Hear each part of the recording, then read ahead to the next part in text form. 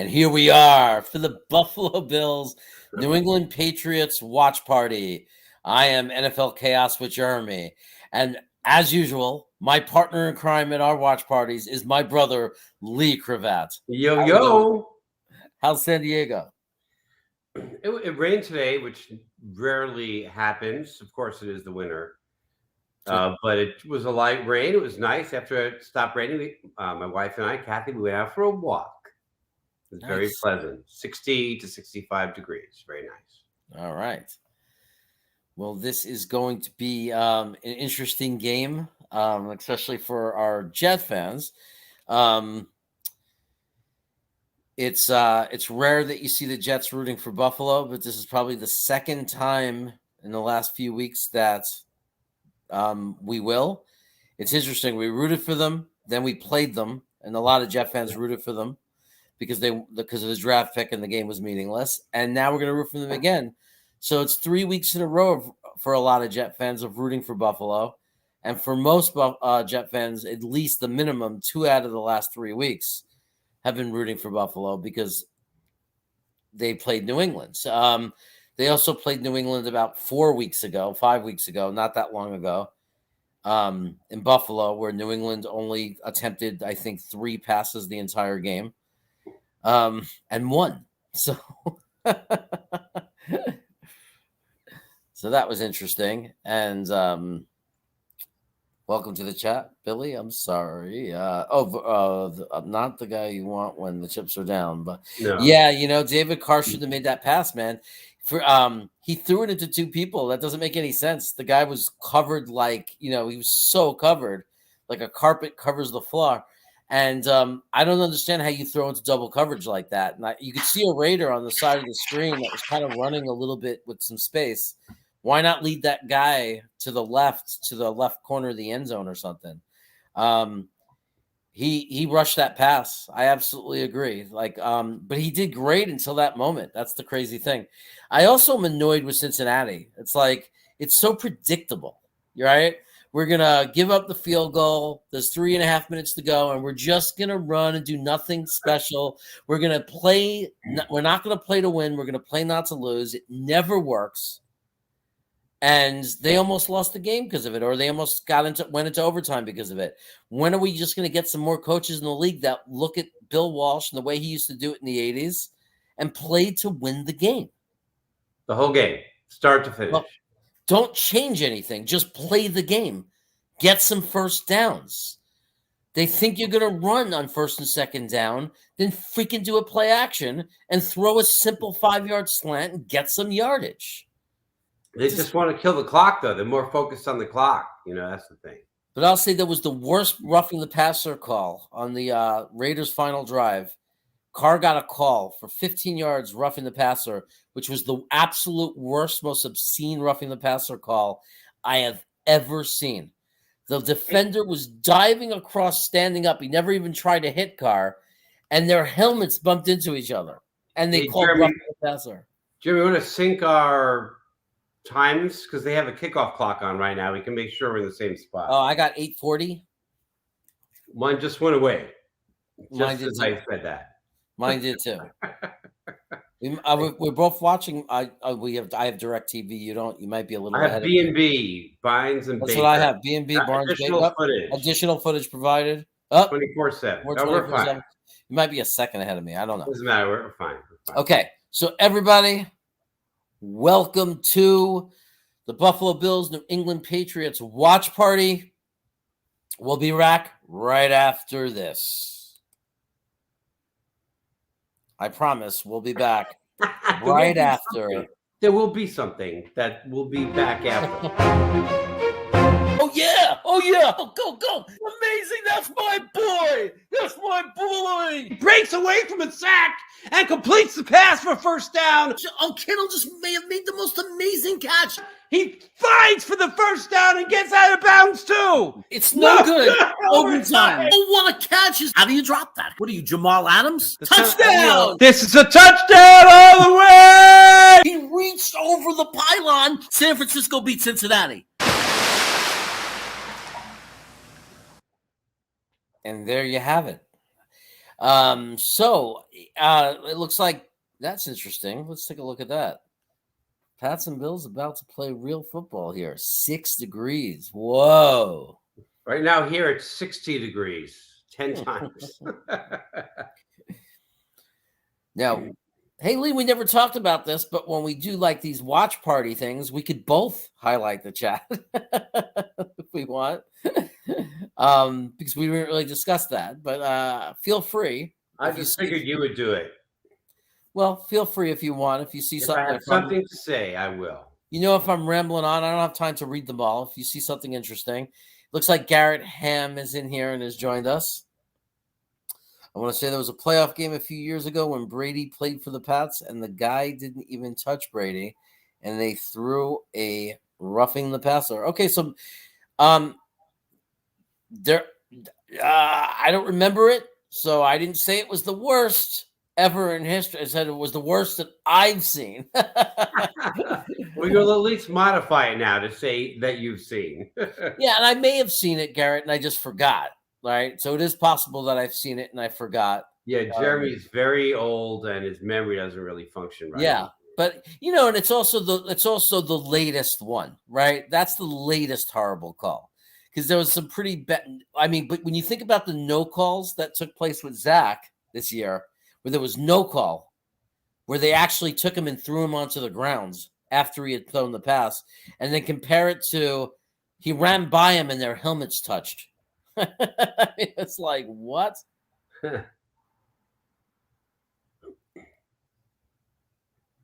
I like that. Every good thing that happens to Brady haunts me. Every good thing that happens to Brady haunts me. So John Post, the postman from Pure Adrenaline Sports, is in the chat. That game felt like the Bengals dominated, but the Raiders had a chance. The fourth down play would have been short of the end zone anyway. I'll be back later. Okay, cool. Did I a timeout left though, even if they were short? Oh, but it was fourth down. It was fourth down. I don't. Yeah, it was short. It was an interesting choice to throw the ball. The guy was double covered. It was a ridiculous decision to throw that pass. Billy SBC. This is one of the Pats playoff. This is one playoff game where they don't have to check off pressure. It's just one big ice cube, one big ice cube ball. They don't have to check pressure. Well, you know, Bill Belichick is still there, and he might have said to Mac Jones before the game, "It helps us if we take a little bit of air out of the ball." So we don't know. So you gotta teach, you gotta coach Mac Jones early how to play New England football. Yeah. Whatever it takes to win. So let's get to it. We only got a few minutes till kickoff, Lee. Any feelings or thoughts about the game? Actually, I dislike both teams, but I dislike Buffalo less. So I'm a Buffalo fan today. Okay. You know, it's hard. Unless it's the Jets, I'm rooting against a team. Unless it's like one of my buddies' favorite teams, and I can kind of help out. Cheer him on. Okay. I could see the TV a little bit better than I normally could because I picked up my new glasses today. So I'm excited about that. Because they look Jets green. They are Jets green, but you can barely tell. What about when I hold it close? Can you tell? No. They're green. A flicker of green. Yeah, a flicker of green. They're green. Maybe when I'm in the office, I don't know. Actually, they might mess with the green screen and cause some real issues. I've really got to get. So. I've really got to get green enough for that. Huh? I don't think they're green enough for that. Okay. I mean, I just gotta get that so-called office converted into a studio already, so I don't have to do green screening. So, there's a lot of we had a lot of insulation shot into the walls, so there's like plaster dots. It looks like my my whole upstairs has like the measles. Yeah, let me show you. You know, so. You know, they just showed the crowd, and it's packed. Obviously, it's a playoff game, and if I had tickets, come on, it's hard not to go, of course. But That's going to be a super spreader event, baby. Those people are packed in.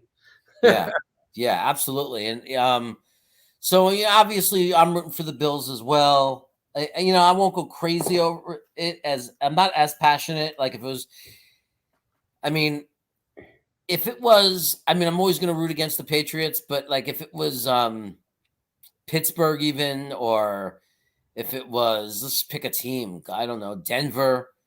There's a lot of teams that I would be really, really rooting for that team. Yeah, I mean, my wife's from Pittsburgh. My mother-in-law, who might be joining us later, is from Pittsburgh, and sister-in-law, and they all are Steeler fans. So I would definitely be pushing hard for the Steelers here. But tomorrow. Who might join us? Lee Hegarty. Oh, she might watch. She said she might watch. Yeah. Okay, that's cool. Yeah. Well, here we go. We're getting closer to game time. It's 5:14 on my cell phone, which means usually they're pretty accurate about this stuff. I love the fact that it's 6 degrees. Looks like Peo has made it into the chat. Hey, thanks a lot, Peo. I'm watching my dad. Hope you guys have a great stream, but I have a question before I go. Of course he does. Ask that question, Peo. Hey, Peo, ask that question. But look, man, I keep it very close. I keep them very close.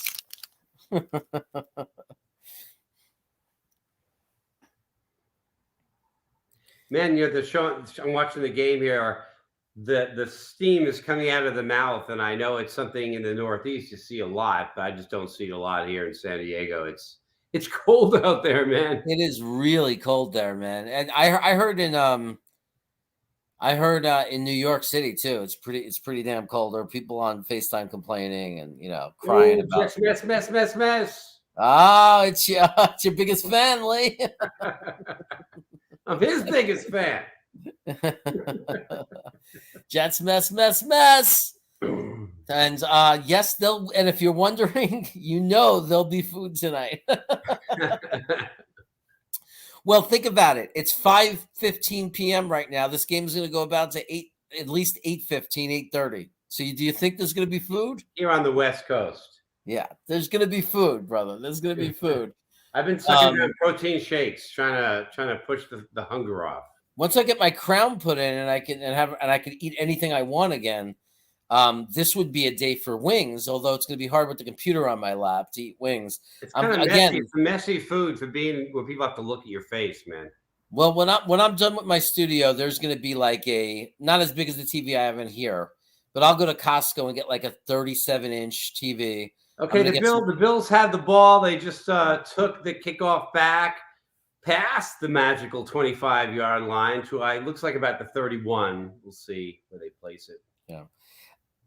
Absolutely. Yeah, of course I'll have a nosh.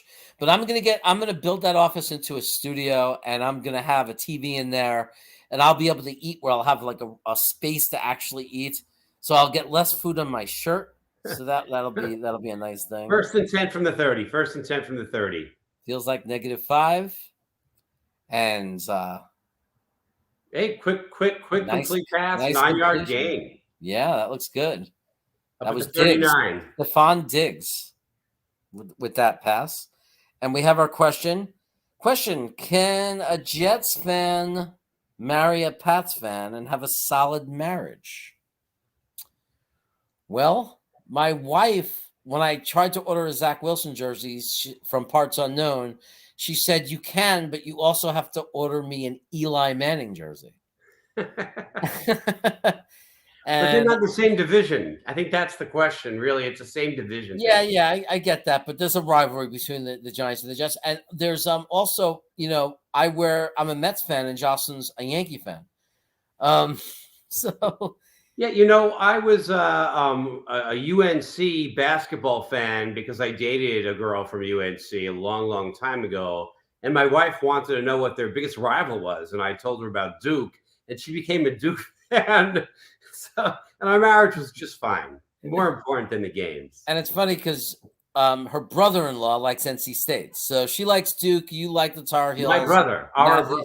Our brother likes, and Yeah, me yeah. too. So your two brothers like the Wolfpack. So, I think they could have a solid relationship, Peo. But I don't know if they're both passionate fans. They probably shouldn't watch the game together. Maybe.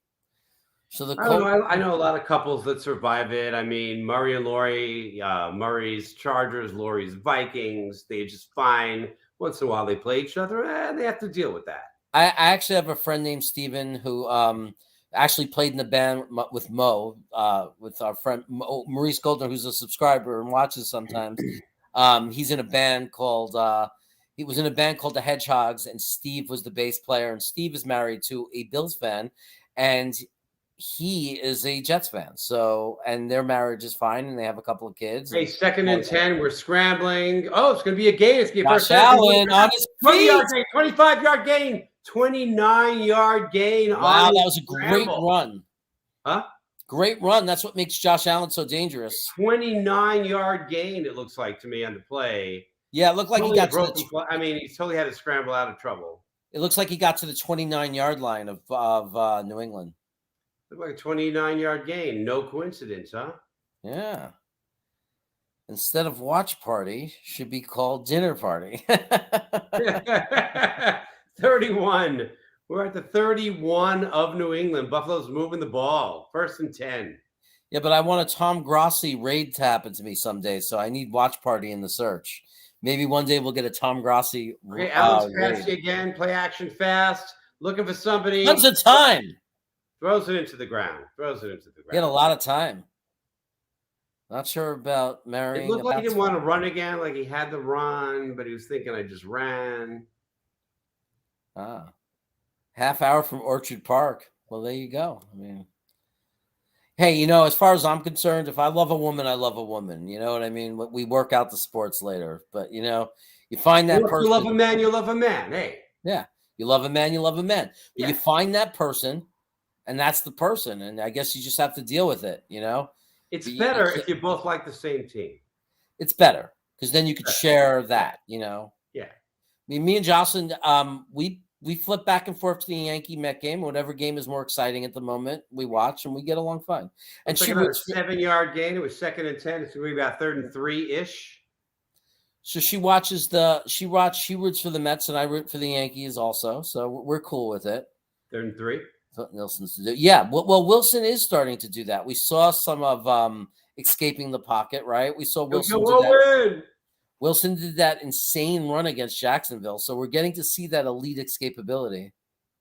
Do you think Wilson can get an Allen level? Well, a lot of people are saying Wilson had a better rookie year than Allen had. So I don't know if that's true. It could be argued both ways because there were some stats that Allen had that were a lot better.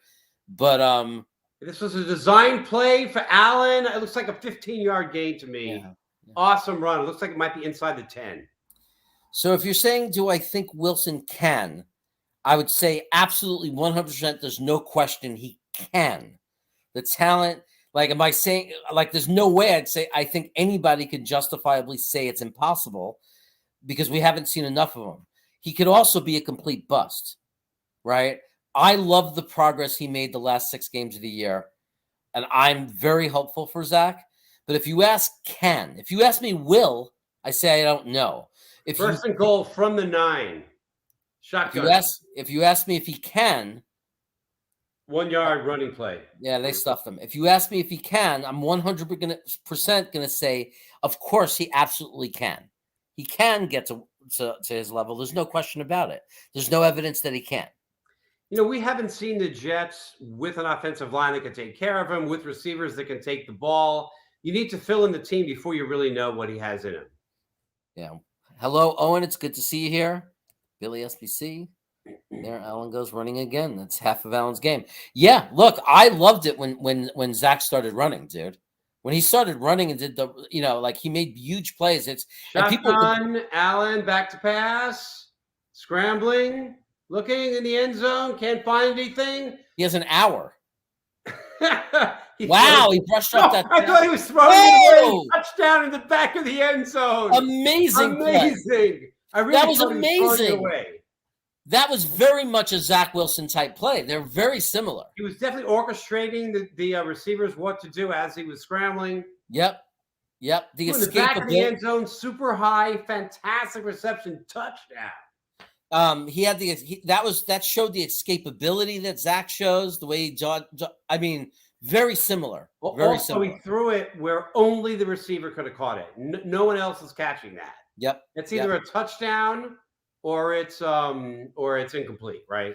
Yeah. And by the way, Zach Wilson is a big fan of Josh Allen. Like he said, I watched him a lot when I was in college. Try to emulate his game. So it's interesting. Jeremy, I think you're supposed to do something when a touchdown scored, especially in the playoffs. Oh yeah. A touchdown was scored, so we have to do something. You're right. Yeah. But I want to take care, Peo. So here we go. See you later.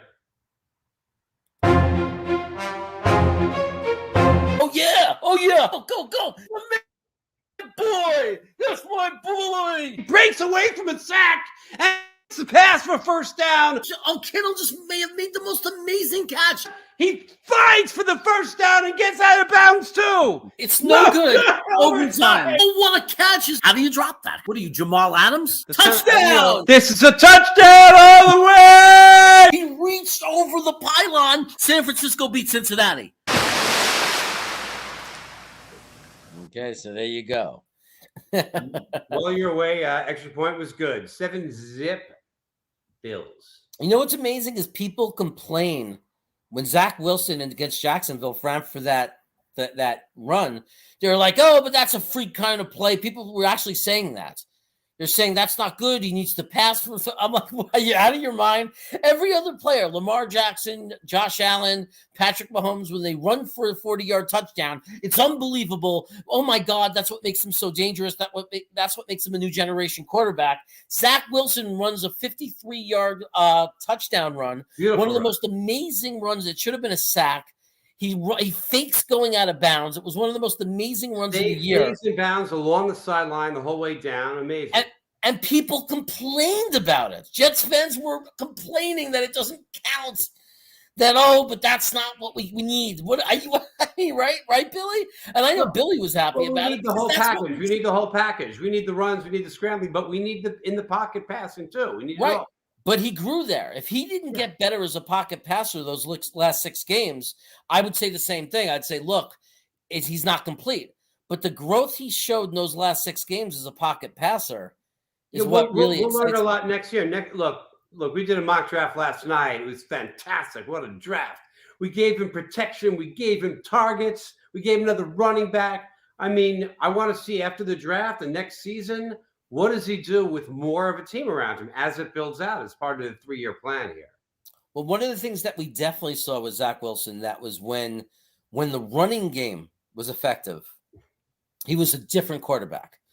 So when they were able to run that ball effectively and take that pressure off of him where he didn't have to carry that team and he became more of a manager, like a game manager, he did a great job.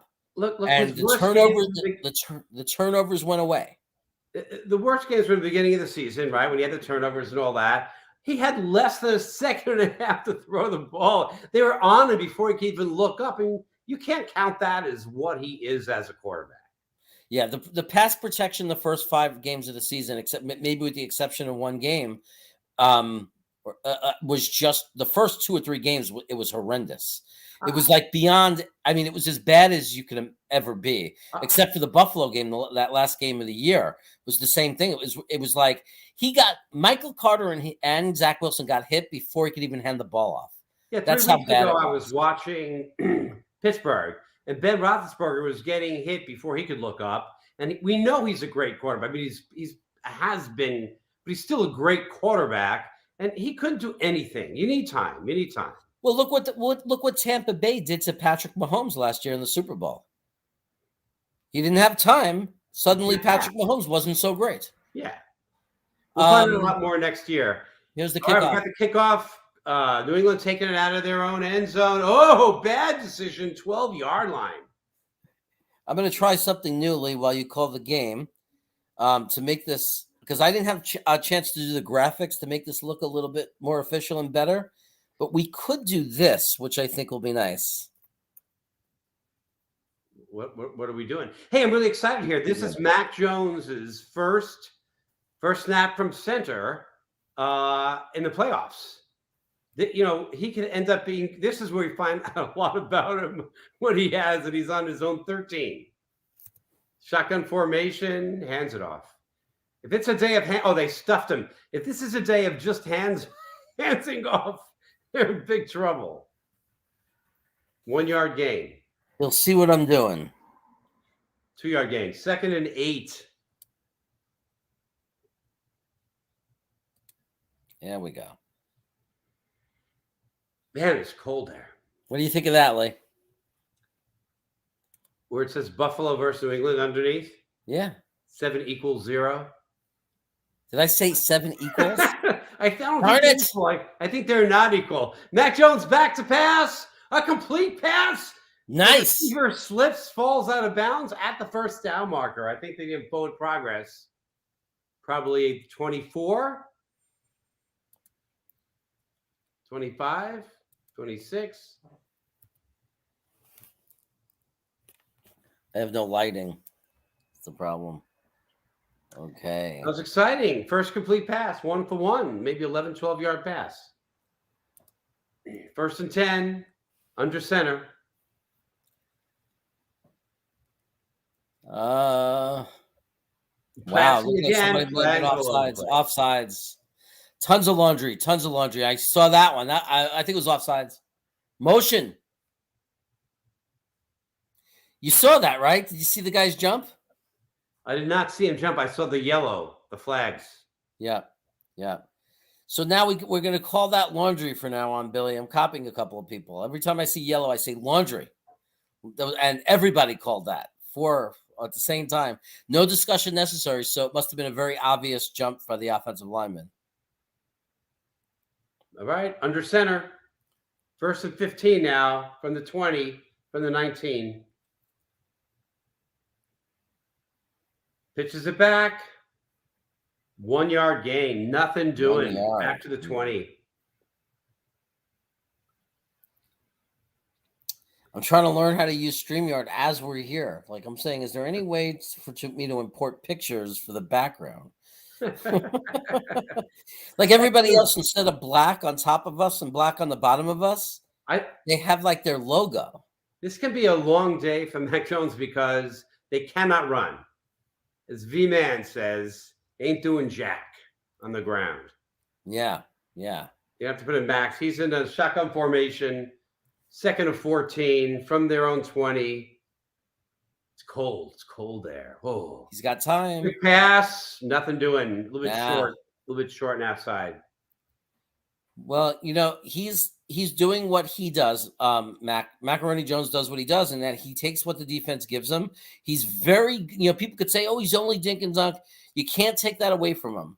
He's very well coached in that sense, and he's very disciplined. He takes what's given. The problem is now in 3rd and 14, we see what he can do. This is where he runs into problems. And now they know he ain't running. Yeah, it's got to hurt, Billy, getting hit in weather like this. I mean, it hurts without getting hit, right? Cold. It's so I can't cold. go 5 minutes in this kind of weather. I'm freezing. Oh, he's in trouble already. He's scrambling. Nice. Scrambling. Finds a receiver. Oh, wow. Big game. 30-yard gain. That was a great play by Macaroni Jones. Yeah. Great play. Scramble. But let me ask you something. How many times this year did Zach Wilson have that much time? Beautiful pass. Beautiful play. Hear what I asked? How many times did you see Zach Wilson have that much time when he dropped back? Well, I can't tell you the percentage of time. I would say less than 50%. It's hard to think about times where he was just had all day in the pocket. Like, 1st and 10 from the 50. Mac Jones had a scramble on that one. He did, yeah, but he did long have pass, pretty long pass. Wow! Wow! In and out of the hands. How does he drop that? That was Bolden. He dropped it. That was like 27 yards in the air, by the way. That was a good pass. That was a very nice pass. It wasn't perfect where it was leading him, but there was no defender there. And look where the ball goes, right into his chest. Right. He was looking, And he was already starting to turn to run. that's what, by the way, what you just saw, that's why in the draft, when you look at receivers and running backs and the way they catch, that's why you look for guys that use their hands. Well, it's cold, man. It's cold. It's cold, but you got to use your hands. You can't try to use your body to catch the ball. Okay, under center from the 50, second and 10. 2-2. Dropped. Patriots dropped it. There were 2 Patriots. It went in and out of the hands of one to another guy, in and out of his hands. It looked like that to me. 2 guys had a shot at it. But Well it's said, cold. Billy. Well said. Okay, 1 hand on it, 2 hands on it, second guy, but it was deflected. 3rd and 10. Yeah. Shotgun. They've made it every time on 3rd and long so far. Which is, you said, the big test for him, right? That's the big test for him. It's impressive when he's doing that. Yeah. I mean, Yeah. so far he's 3rd been and very 10. impressive. I mean, you have to say he is matured. This doesn't look like a rookie. Oh, not at all. First down, Not at run, all. 15-yard running play, first down. Scramble in trouble. What he's doing against Buffalo's defense right now is spectacular. I'll tell you what makes it even more exciting for him, for the Patriots. Buffalo is stuffed in the run. So it's all him right now. Yeah. Yeah. But when you play on New England or Buffalo, Billy, they're going to have to figure it out, right? I mean, you're going to have to, you're a cold weather team. You got to be able to pass. You got to be able to catch the ball. Shotgun from the 35 of Buffalo. It's deep, deep, deep. Oh, is that an interception? Wow. Interception in the end zone. What a pick by Buffalo. Just when we were singing Max praises. Yeah, but that may have been more of the defender just doing an amazing catch than the pass. Oh, it was an incredible catch. The safety came over. It was going to be a touchdown. I thought it was going to be a touchdown because he had his defender beat. But the safety came over at the last minute and jumped in front of the ball. Yeah, it's really hard to put that on the quarterback. It's really hard to put that on a quarterback. That was almost threw it. The quarterback threw it. It wasn't deflected or anything. He didn't see the safety coming over. I mean, not only that, the safety got there and made a great play. I mean, that ball, if it was 12 inches higher and further, it's the perfect, you can't throw it better. But to be that close to, a 40, 50-yard pass, that was a beautiful pass. It was almost a beautiful pass. Instead, it was a big mistake. Yeah, but that defender made a great play. And sometimes interceptions happen because the defender makes a great play. Right, and sometimes they happen for a lot of reasons. Sometimes the pass is deflected, right? It still counts as an interception. This one certainly was a mistake by the quarterback. Yeah. I know, but if you do it 6 inches higher, then it's not a mistake, right? Yeah. That's how it is when you're a quarterback. Yeah. Crazy terrible what's happening in Texas right now. It is. I want to think about that shit. Yeah. No. I mean, it's awful, and we've been following it all day, and it's disgusting. I heard that. Yeah, it's awful, Rusty. It's just aggravating already. Enough of this crap in the world. But yeah. Yeah, so Billy's talking about what kind of catch that was. So that's a defender to make that catch in the cold. And we already saw people dropping passes that were right to him. So to take a leap in the air on the run, full speed, and come down with that, just fantastic. Beautiful. That was well, let's just say that was a play that you'd never see Jamal Adams make. Okay. Jamal Adams wouldn't have gotten there on time, and even if he had, we know he's not catching it. Yo, Harry, son-in-law. I think your daughter and son-in-law, or your son and daughter-in-law live in Sacramento, and I'm going to get to meet Harry in the summer probably. Yesterday during the draft, what I liked is when your head lines up with his and your glasses lined up, and it looked like one guy. Yeah.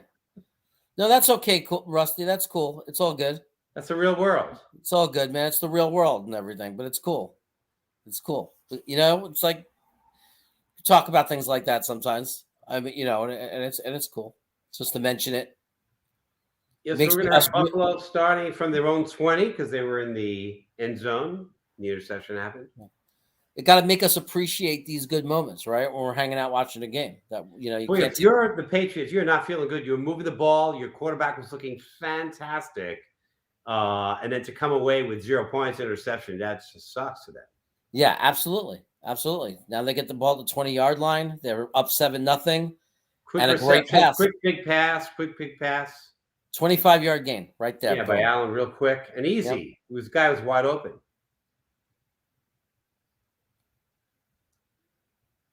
We have the same beautiful pass. The guy was wide open. That was a beautiful pass. Yeah, really, really beautiful. He led the guy. He does remind me of Zach a little. He does remind me of Zach. Like there are similarities in the way they play, like the placement, ball placement, escapability. I think they have to go. I think you have to go the other way and say maybe Zach reminds you of him a little bit. Right. Well, yeah, Zach reminds me of him, but I watch more of Zach now. So yeah. That was a beautiful pass. I mean, it's only a few yard gain, but it was a beautiful pass. So now what is it? 2nd and 7? Yeah, it's be like 2nd and 7. Yeah. But the thing is, New England hasn't shown they can stop Buffalo at all. And in this weather, it's going to be 2nd and 8. In this weather, you'd think it would be an advantage to the defense. But we haven't seen that at all. The only thing that hasn't worked out is New England's running game. Oh, I want to lose more. Yeah. Well, we just hate New England, I think, more than anyone. So Belichick, Hey, on the ground, it's going to be a first down run. Oh, no, just short of by a yard. It was a great play by the linebacker to stop Diggs, but it was still a great run to make it 3rd and 1? Yeah, 3rd and 1. This guy, his face is painted silver they just showed. You could tell he's freezing. He's freezing with his silver face. Oh, that looks painful. Oh, we got the weird spammer back. Spammer back. The spammer's back. Oh, the spammer's back. We're gonna be in trouble. Oh, yeah. Block shotgun. First down and more. Probably a 5-yard gain. Might have lost it. Looks like it's a fumble, maybe. Buffalo said they got it back. They don't look nervous. I guess Buffalo got it back. He got it back. So Harry is okay, so it's your son and daughter-in-law. So anyway, we're gonna get to hang out eventually. Harry, I'm gonna take you to a place called the Midtown Beer Garden. It's where I take all my guests in Sacramento. Have I been there? Yeah, it's the place where it's outside the beer garden. Oh, it's with the banana beer. The banana beer. Oh, that's good beer, baby. And it was huge. What was it, like a 32-ounce beer? Yeah. That's under center, back to pass. He's got a lot of time. Knocked out the line of scrimmage. He had a lot of time. You see how comfortable that you could, when you have blocking, man, look how comfortable you can get. And that could set your rhythm. Yeah. A quarterback needs protection. That's why whenever we do the mock draft, I say OL. That I 100% agree with you. Yeah. I just knocked my shake onto the floor, but I had finished it. Yeah. That's right. Billy wants to call the game too. That's right. It was a tip pass, Billy. It was a tip pass. It almost knocked down. It's a toss between knocked down and deflected. Yeah. Heavily deflected. Yeah. All right. 2nd and 10. Back to pass. Allen looking around under a little bit of pressure. Wow. Beautiful pass. Oh! Beautiful pass to the 22. For the first down. That's a 19-yard gain. That was to McKenzie. Yeah, right outside the red zone. Oh, it's a beautiful pass. Come on. Yeah. But the guy was wide open. Actually, he was behind him, but he was so open it didn't matter. Perfect pass. Perfect pass. It was behind him. Right. Behind him. A little behind him. It was great. But it's like the defender. There's no defender that would have been able to get to it. Yeah. It was a beautiful pass. I agree. Yeah. Concur. Yep. 22. 1st and 10. Right outside the red zone. Yeah. So far, the Patriots haven't stopped Allen at all. Oh, he faked. Oh, weirdo play. Yeah. Faked the handoff and then a quick super pass, just laterally. Incomplete because it's cold out.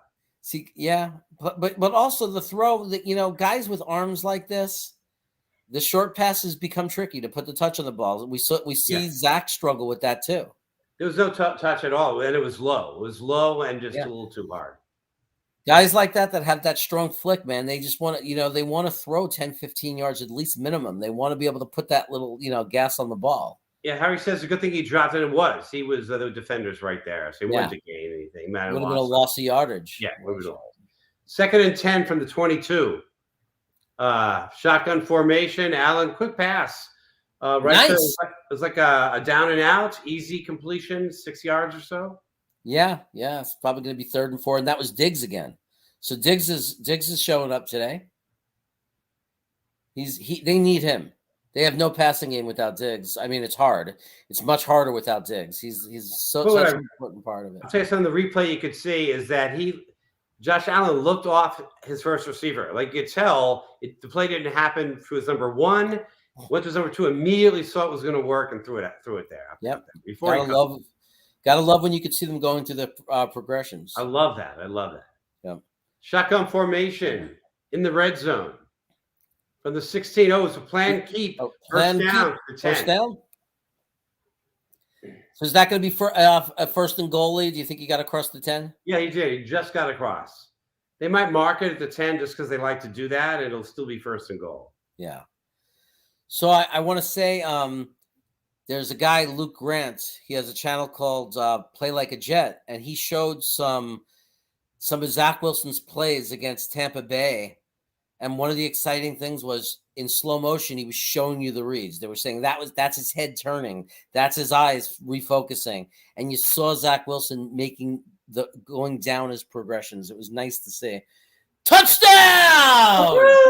You look down for a second, Lee, and we get a touchdown. That was to their tight end, a beautiful pass into the end zone to Dawson Knox. It helps to have a tight end, man. It helps to have a tight end. Oh, yeah. Go. Amazing. That's my boy. Breaks away from a sack and completes the pass for first down. Oh, Kittle just may have made the most amazing catch.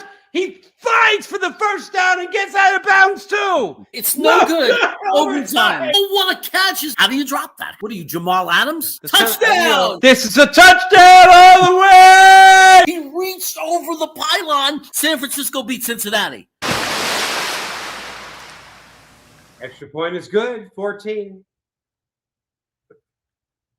But what I love about that play, and this is why you need a tight end, the tight end basically bodied up against the linebacker, right? And he just basically ran into him, kept his body in front of him like getting a rebound in basketball, like a good forward, and easy play. Even though he wasn't open, he was the only one that could get the ball.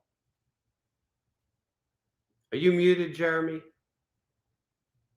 Scott, I agree. There's more than one way to skin a cat, but everybody keeps saying that about the Bengals, but you're naming one team that won one playoff game in the last 30 years, right? 40 years. So they won the playoff game today. I get it.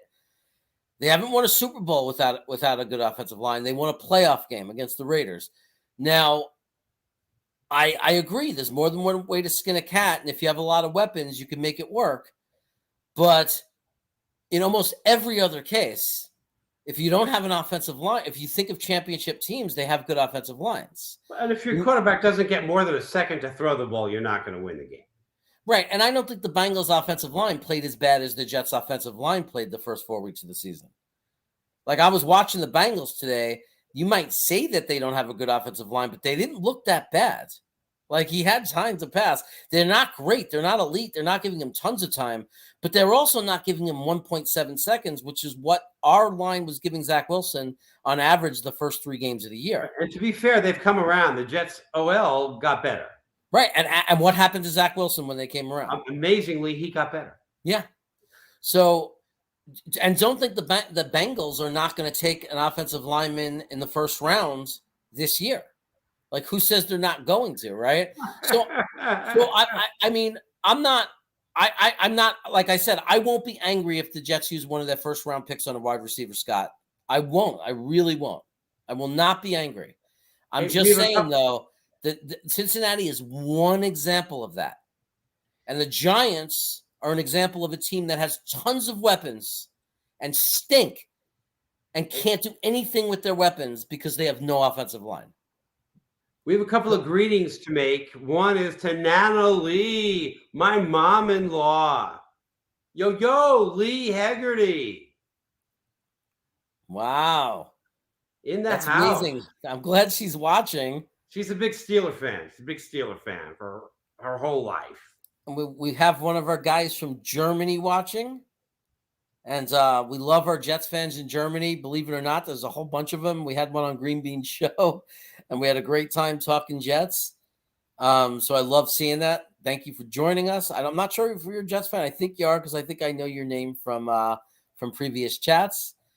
But welcome from Germany. I hope you're it's probably kind of late there. So I hope you're having a good time, drinking some good beer. With the beer that we call banana beer is a German beer, and you probably know what we're talking about. We love the what is it called, Lee? I'm drawing a blank. I don't know, but it's like a 2-liter beer I got there. Well, it's the Bavarian Hefeweizen that we call banana beer. Like a good German Bavarian Hefeweizen tastes very banana-y. Okay, New England just downs it in the end zone. So, Jeremy, where are they going to start play? The 25-yard line. Yeah. The Eagles have translated to Super Bowls, haven't either Dallas, Colts, etc. Yeah, well, you need both, right? You need a blend of everything. Like, you need a blend of everything. We don't know that Cincinnati's going to win the Super Bowl this year. And if they don't get them an offensive line, they might be a playoff team, but they might never win a Super Bowl, right? What do you think the Bengals are going to go into the offseason saying? They're going to go into the offseason saying we need to get better offensive line. 10 running play. This is their best running play from scrimmage. They got 5 yards. I don't think their previous 3 running plays got 5 yards. Right. Cincinnati has an elite quarterback, and they only scored 1 touchdown the whole second half in a big game because the Raiders were getting to them. So, I mean, I'm not disagreeing with you. I don't think that you only need an offensive line. Dallas didn't have a defense. That killed them.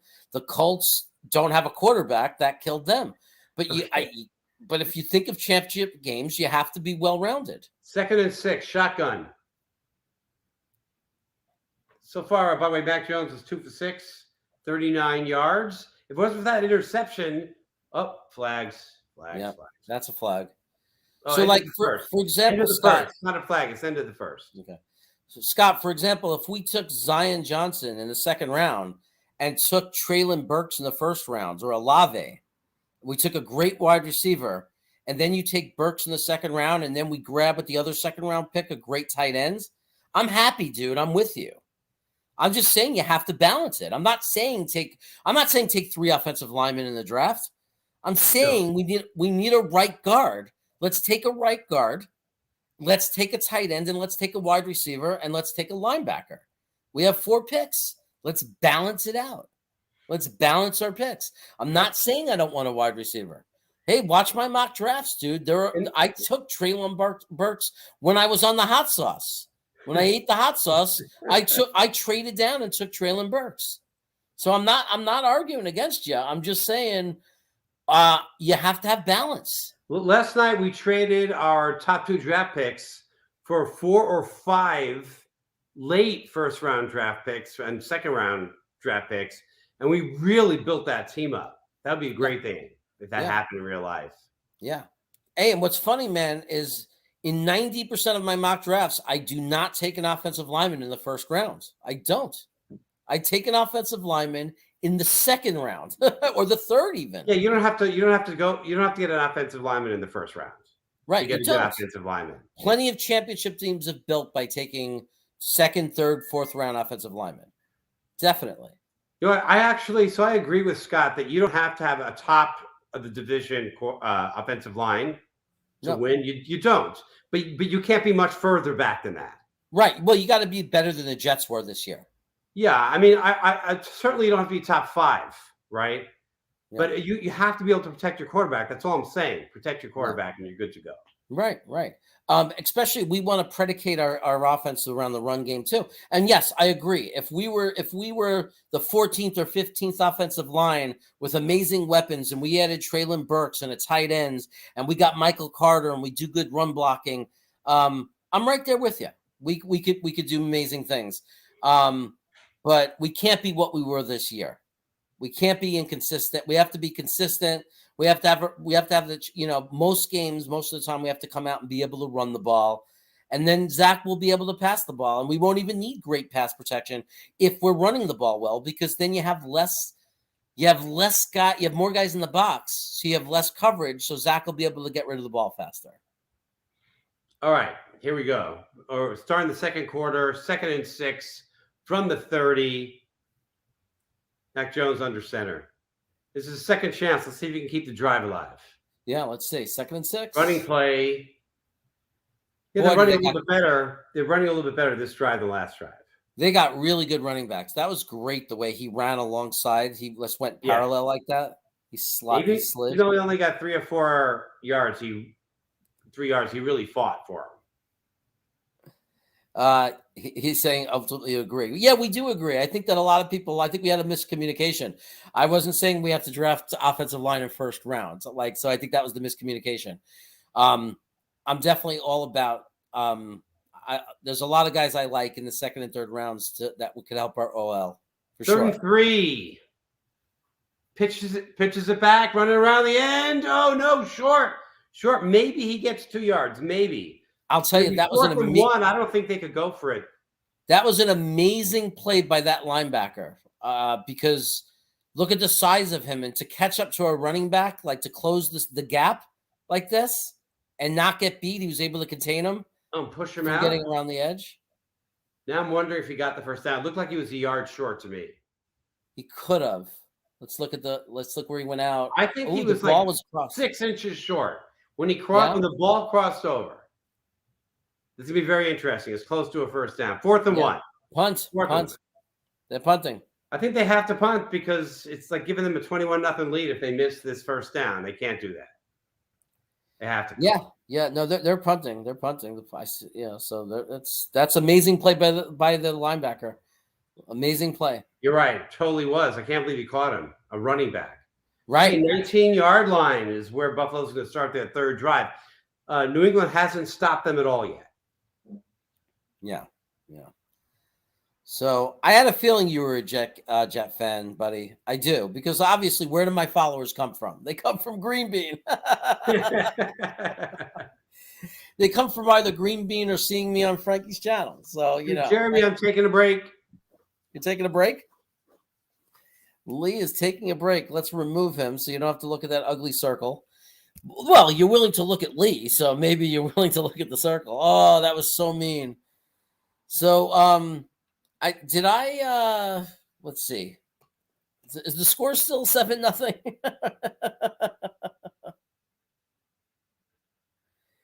Let's see. Score. I forgot that Buffalo scored in the sense that I forgot to update my banner. So, somebody, you got to tell me about that stuff, guys. You got to tell me. You got to say, hey, Jeremy, update your banner, man. So when people come, they know what game we're doing and they know the score. I'm trying to get more professional. It's not easy for me to do this stuff. Become more professional. Okay. Is it working now? Okay. Well, show. There we go. Why is it still 7-0? Are you kidding me?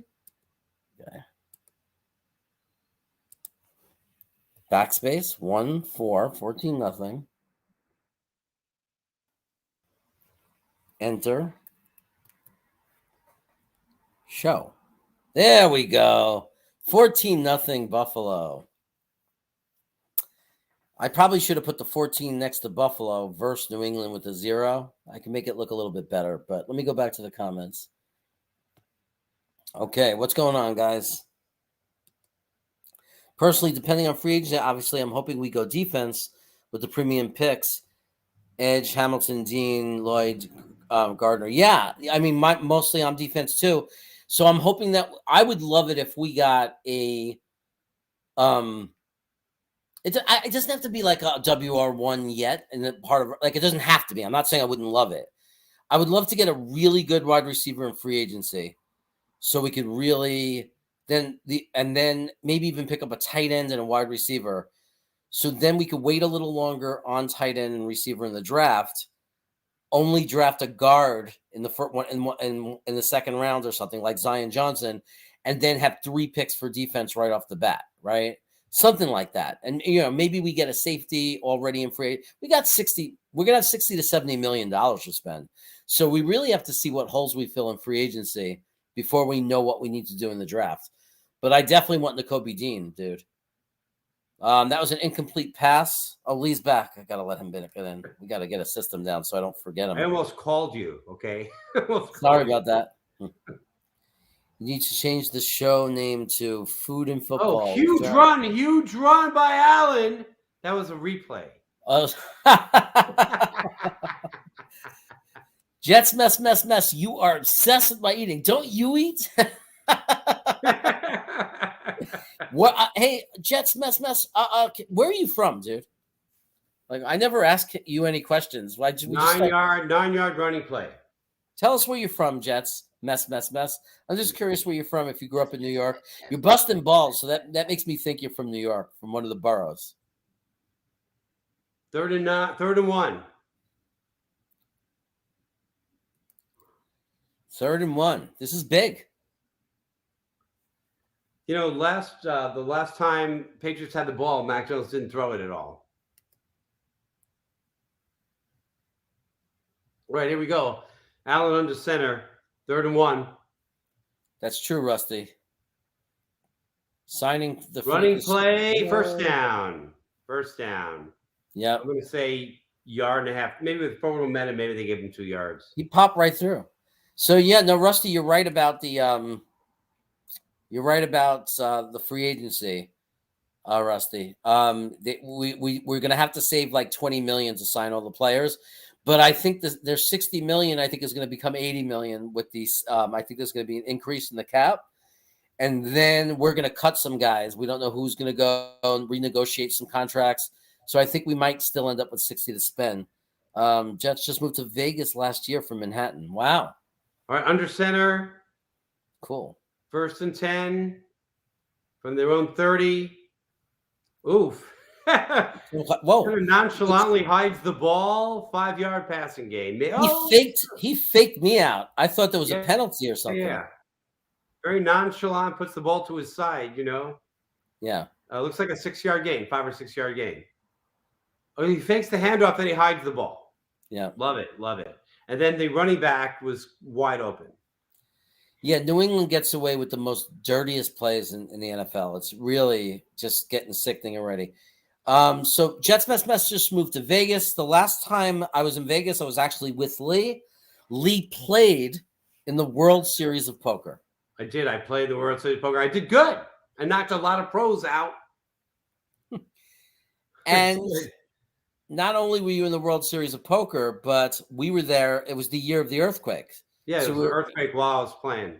So we had a 3-hour delay, right? It was like 2-3 hours? Yeah, the people at my table were like crying. I'm like, calm down. Earthquakes, California all the time. No worries. Yeah. Hey, Jets, mess. My wife and I dated in New York. We lived together on East 83rd between 1st and York for about 6 months before we moved out west. That was a nice pass play to number 13. I'm forgetting who that is, McKinley or something. I lived on 83rd in Amsterdam, and Lee's daughter, my niece, is living in the apartment I lived in. We didn't give up. I was going to say, that's what a coincidence. My daughter lives in 83rd in Amsterdam. It's a great passing play, by the way. 1st and 10. Yeah. Right now, I'm going to say this. If Buffalo scores, I mean, this is like they're on the verge of turning this into a possible blowout. It's a joke. 42. They're at the 42 of the Patriots. Scrambling. Wow, look at that escapability. Look at that escapability. I don't know how he got away, but he did. 8-yard Ended up game. getting an 8-yard gain. That was amazing escapability. Yes. 8-yard gain out of basically what should have been a sack. Yeah. Oh, the guy's all over him. Yeah. Big guy, number 9. Wow. And then he puts the shoulder down and tries to run through another guy and gets another 3 yards out of it. Yeah, he's a competitor. He's competitive. He's not he's Josh Allen he's there to play. 2nd and 2 from the 32. It's another way Zach reminds me of him. He's a gamer. A buddy of mine's in Far Rockaway right now, Harry. Rock, rock, rock. Ooh, oh, short. Ooh. 1 yard gain, only a 1 yard gain. It's going to be 3rd and 1, but there's a flag on the play. You know what I think I remember about Far Rockaway? And Jets mess is going to love this that I say this. I think that Far Rockaway is where the White Castle was before we had one in Brooklyn. And I think I used to always want to go there to get White Castle. My buddy Scott Schwartz lives in Far Rockaway, I believe. Yeah. It does take some of the joy out of it. Face mask against New England. So that'll be an automatic Buffalo first down and move them 15 yards downfield. And just so he doesn't get mad at me, my friend from Canarsie, the Scott Schwartz. The Scott Schwartz. So they're inside the 20. We're inside the red zone, 17-yard line, 1st and 10. Lee, if Buffalo goes up 21-0, what do you think that means?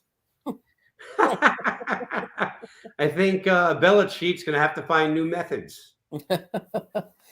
It's going to be very hard to imagine. Again, this is where you worry about. He did good on the 3rd and longs, but if they fall down 21 points, it's going to take. It's still early. So they doesn't have to abandon the run yet. But if you go into the middle of the 3rd quarter, and it's still a 17 to 24 point difference in the game, the running plays are gone for New England. Hey, and Nana Lee is saying that she's 15 seconds ahead of us. That's the internet, man. We can't do anything about that. It's the internet. Next to the Carvel, I've been to that Carvel when I visited the Scott Schwartz. Right. Isn't that where the White Castle is? I didn't have the White Castle. I that's a dream for me. I'll get 8 White Castle burgers, one of their little like French fries, a drink. I could eat 12 or 14 of their burgers, but then I'm sick for 2 weeks. This way I'm only sick for 3 days. So I eat 8. So I'm only sick for 3 days. And then I can get a Carvel pure soffanella on a cone. 1st and 10 from the 17. Shotgun formation, handoff, little razzle-dazzle move. Gets him a couple extra yards. I'd say he got 4 yards out of that. Yeah, he doesn't go down easy, this kid. Singletary, he's good. About 6 years ago, I ran in the Brooklyn half marathon, and my buddy, the Scott Schwartz, picked me up on Coney Island, and where my grandparents used to live in Brighton Beach. They picked me up at our grandparents' house. They're long gone. And he drove me to his house to camp for the night, and we stopped at Carvel, baby. Oh, man. Looks like a first down. Oh, no! Inside the 5. 3-yard line, Singletary. 1st and goal on the 3-yard line. Wow.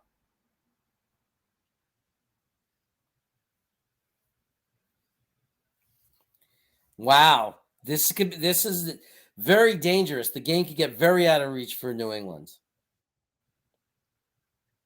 This was White Castle too. Yep. White Castle was the bomb. Like at midnight when you were drunk, scarfed those little suckers down. I just stuck to Carvel. Running play, I would say 1.5 yard gain. It's gonna be about 1.5 to goal. Yep. Yeah, a little over 1 yard. Yeah. Oh yeah. 21-0. At some point we got to call blowout. Say goodnight. I'm not going to say goodnight at 21-0. Not against New England. No, not against New England. We saw Buffalo or someone. I think it was Buffalo was beating New England really bad, and they almost blew it. So. But this isn't Brady's Patriots. This is Jones's Patriots. Okay, shotgun. 2nd and goal from the 2, maybe. I think he got in. He's in. Touchdown! Is it a touchdown?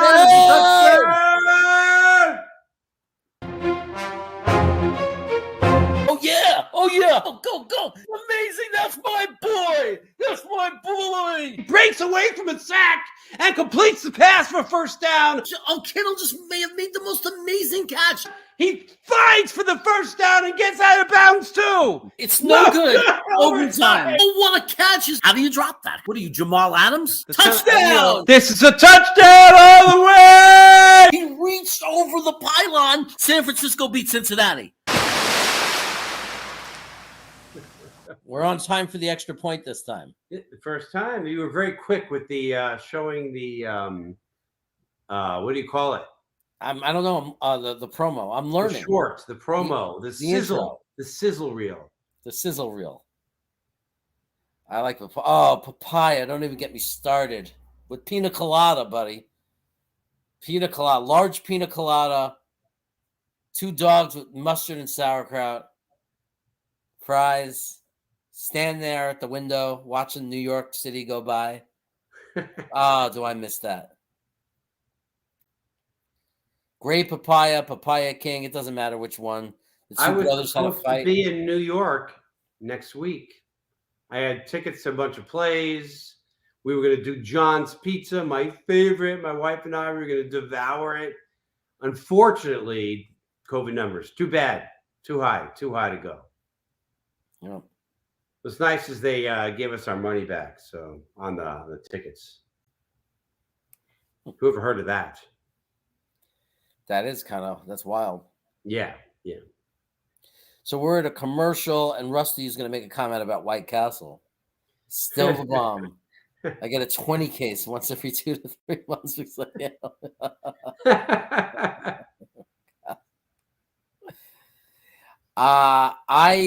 I can get White Castle frozen. I don't have a White Castle anywhere near me. The closest one is in Vegas. And when we were there, Lee, I looked, and the line looked like a mile long. Yeah. But I can get it in the store, and I could cook it in the Instapot, so I could steam it. How close is it to authentic? When you steam it, like in the microwave in the bag, it's okay, but it's not as good. When I actually steamed it, it was shockingly good, but still, it doesn't have the pickle. So I was going to go out and get those little sliced pickles so I could put my own pickle on.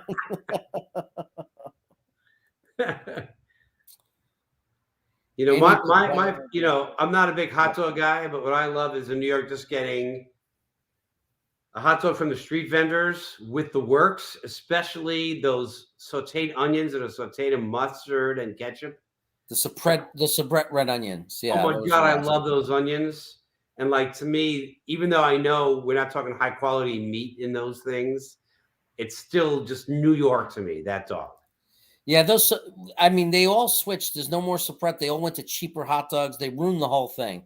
But when we were growing up as kids, when they were really, truly using Sabret hot dogs, there was nothing better than that. It was the best thing in the world. I would get those. I would get two or three for lunch. Sauerkraut, red onions, and mustard. It was just heaven. My mouth is watering now. Yeah. When we were back in New York last time, I looked it up, and there was one real Carvel's left. 7th floor of Macy's on Herald Square. In the sleet, not making this up, it was sleeting. I walked there with my buddy Gary to get myself a vanilla Carvel in a cup. My favorite. Yeah, I miss that stuff. Oh, so I miss that stuff. Just mess. Pickle, guys. Nice. I used to go to, when I lived on the Upper West Side, I used to go to the, along where the museum is of natural history. There was the farmer's market, and the pickle guy, he was always there. Okay. Extra point, missed. Also on Bleecker, when I go to Joe's Pizza, the pickle guy was always outside there on Bleecker by 6th Avenue, on 6th Avenue. And I used to buy the hot pickles, Lee. They have ones that were really spicy. So it's 20-0. That's interesting. I got to update our banner. Oh, you're in the private. Look at that private chat. Back. Okay. Poorly. Huh? I was just noticing your private messages to me. Oh yeah, Back, that was back back. like 3 minutes. As I said, I was about to call you. Do you like Harry? You like Carvel? It's like I don't know. It wasn't quite the same, but the vanilla ice cream is still just lusciously vanilla. Is that a good word for ice cream? Lusciously vanilla. There's a flavor to Carvel's vanilla ice cream, that a pureness to it. It's just Yeah, it's like I don't know. I love it. I love it. wow, they have Carvel down there. We get the ice cream cakes, Harry. So like in Sacramento, I can go into a Safeway and I go into the freezer section in the bakery and they have Carvel ice cream cakes. It's not as good as when it was fresh and everything, but it's still a very special, nice treat for us when we do it. We had two Carvels come to the area of San Diego I live. I was customer number one. He framed my $5 bill, but not enough people went. They had two locations, and they went out of business. So it was a great little time here, ice cream wise. Okay, took it out of the end zone, 21-22. New England starts pretty deep. Yep. Yeah, Rusty, I used to love that. We used to walk, and then you could walk down. You take that farmer's market, you follow it down, and then it goes into a school parking lot, like, or a school playground. And in the school, there's like in the hallway, there's booths, and outside there was a Greek table that did like the spinach spanakopia, whatever it's called, and Shotgun, Spanakopita. Shotgun spanakopita. for Mac Jones. And they had hummus, Greek Hummus. hummus, and all these delicious things. And it was Nice just touch wonderful. pass. No gain. Oh, he's razzle dazzle. I'd say 3 yard gain out of that. And then the second Shake Shack ever opens, when there was only two Shake Shacks, one of them was right there. On 77th was that Shake Shack. 2nd and 6. That was only the third completion for Jones. Nice. Okay.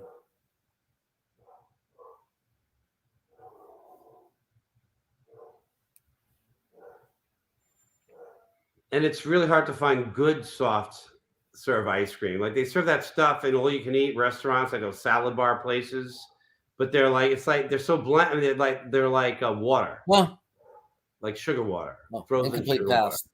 Incomplete Third pass, and Mac six. Jones. Yep. 3rd and 6. He had a lot of time. I want to say, I dream about the day where Zach Wilson could sit there, yeah, and have that much time, like 4 seconds of just no one coming at him, just progressing, looking at all his receivers. Like that's what I'm dreaming about. I'm dreaming about it. And our offensive line was getting better and better. We get that right guard in there. I think we're going to get there. We get Becton. Right. Third and 6 shotgun. There's a huge play, I think, for the Patriots. Yeah. We played the whole year without start scoring. Long pass, nothing. Flag. They had a call passing. Flag, laundry.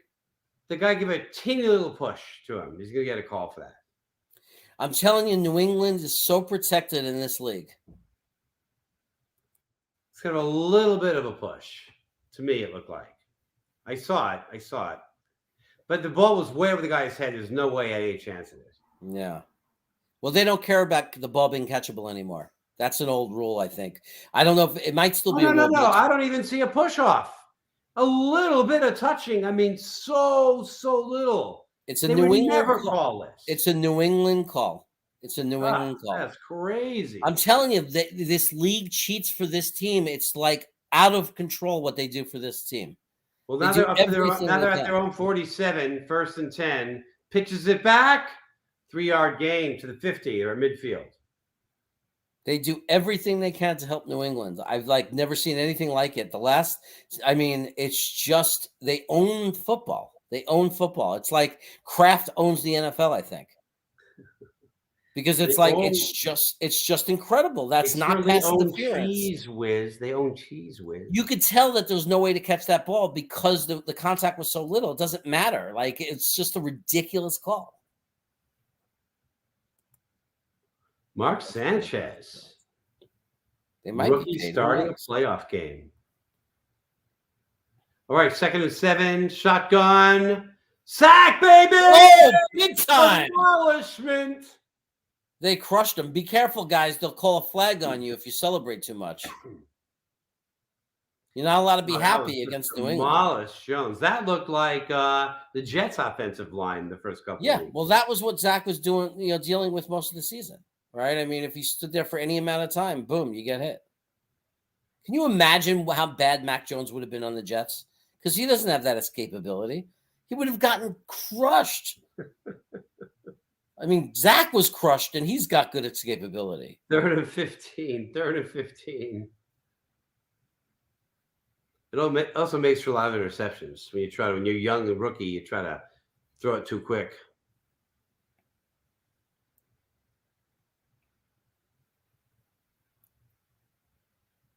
Flag on Jones. What was a delay of game? Maybe. Because they're probably pretty loud out there. Delay of game. Delay of game. Wow, they're falling apart. Huh?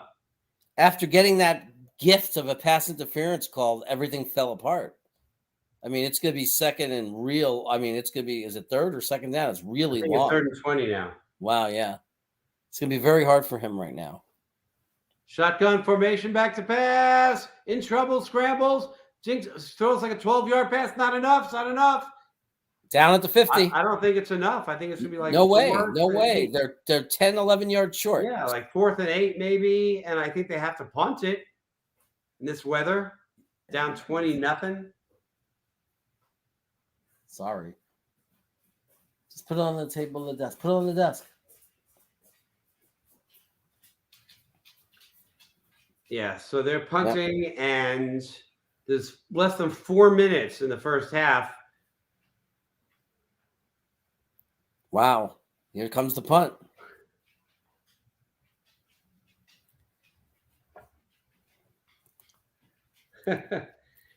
Nana Lee has given me great texts. Like, there are definitely comments she should put in the chat.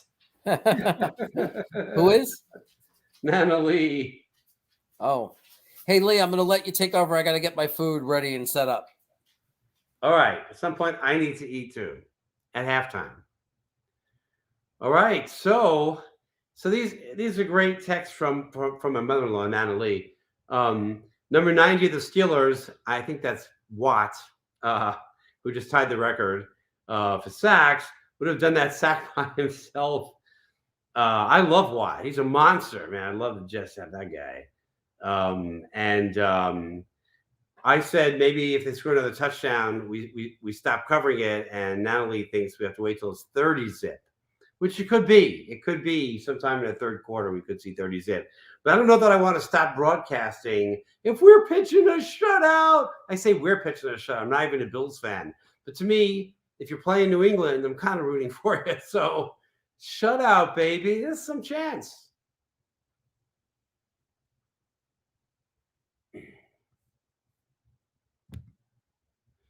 Right now I live in San Diego. I'm in an area of San Diego called Carmel Valley. It's a little bit east of Del Mar, which is on the beach. I'm pretty famous for the Del Mar racetrack. We're like 4 or 5 miles, so it's maybe a 12-minute drive to the beach. And we went to the beach today, but there was a tsunami because this year and could this time in our world get any weirder? There's a tsunami warning, so they wouldn't let us onto the beach. So we didn't get our beach walk. But yeah, I love it here in Carmel Valley.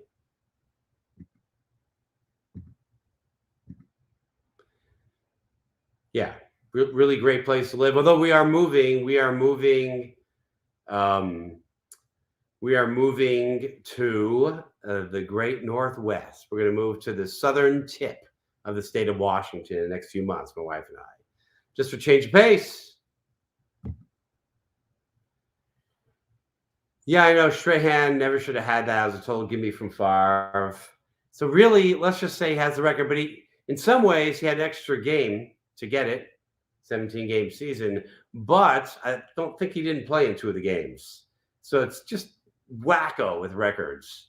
I think we can all agree Watt is pretty amazing as a pass rusher.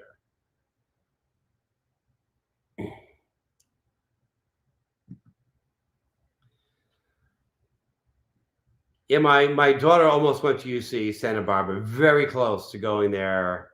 She ended up going to UC Berkeley. Both my daughters went to UC Berkeley, but my younger daughter, she just loved UC Santa Barbara. But in the end, Berkeley was too good to pass up. So, all right, game's about to begin. Buffalo's got the ball at their own 11. Quick pass. Running down the sidelines. I think it was like a 25-yard gain for Buffalo. McKenzie, beautiful run by McKenzie. Beautiful run. Yeah, just like a 1-yard pass, just dinked it outside. And McKenzie got on the outside, ran down the sidelines. It looks like 20, 25 yards. Fantastic game. Boy, I mean, Josh Allen looks just fantastic. So Bills were pinned down, but now they're at their own 30. Mac Jones from shotgun. Long pass. Go for the deep bomb. The deep bomb complete. That was like a 50-yard pass in the air. This is a beautiful play. A beautiful pass. I really don't think the pass could be any better. And Diggs, in this cold weather with magic hands, comes down with it. This is just beautiful. This is a beautiful pass, a beautiful catch.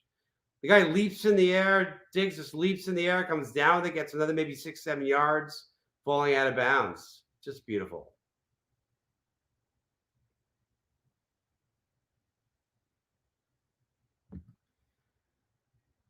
I don't know what lib schools means. You mean liberal arts?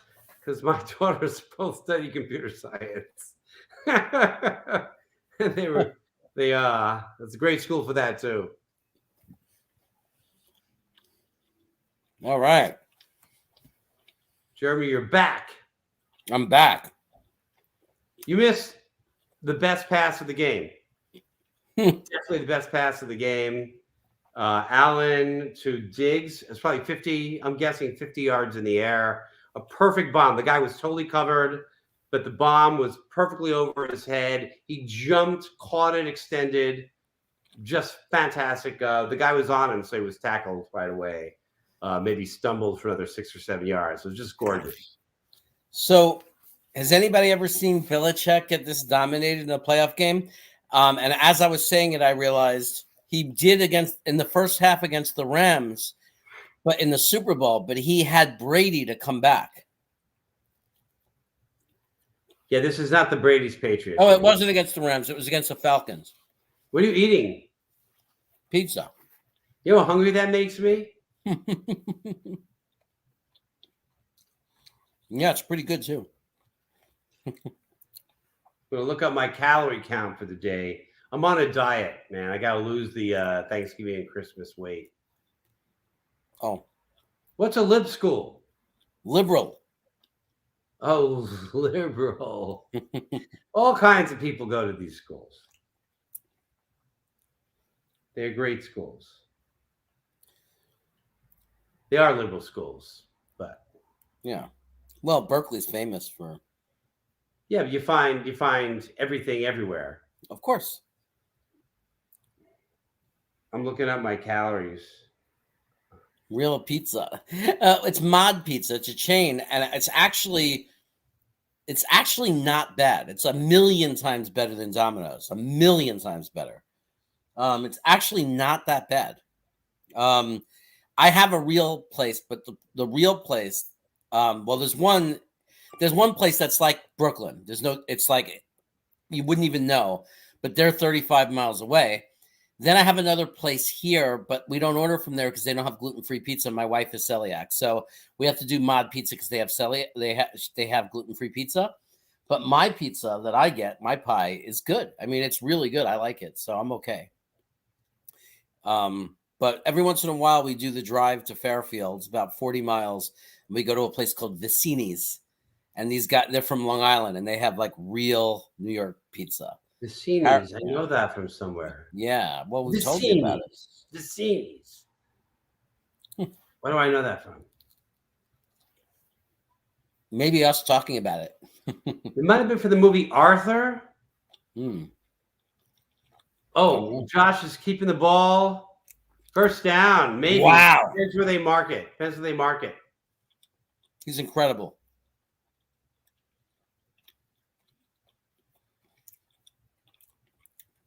You can't get a first down by sliding. As soon as you commit to slide, they're going to mark you down because that's not fair to the defense because they're not allowed to touch you. Yeah. 870 calories today so far. Hmm. My head's hurting. I got to get me some lentils. I'm about to double you in about 5 minutes. I'm going to get lentils from the pouch, Tasty Bite lentils. I'm going to sprinkle some raw onions on top. Ooh. And then put a lot of hot sauce in there. Mm. Now that's a meal. Or should I have chana masala? I don't know. I like those chickpeas in that sauce.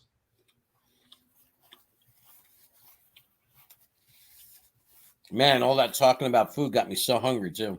No, you're making me hungry right now. Everybody watching the chat is going to leave because they're all going to want to eat now. Well, halftime's coming. That's when I'm going to get myself some food. Yes, so Buffalo looks really good in this game. I know there's always a chance with the Patriots, but this looks like they're getting dominated by Buffalo.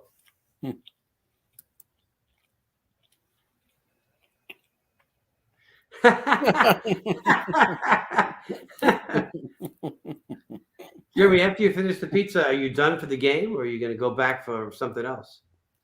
I don't know. We'll see. Sometimes you know how I get that craving for something sweet. You know. I know that you do. Hi, Eric. How you doing? What's up, Eric? In Texas, I'm eating pizza from Sacramento.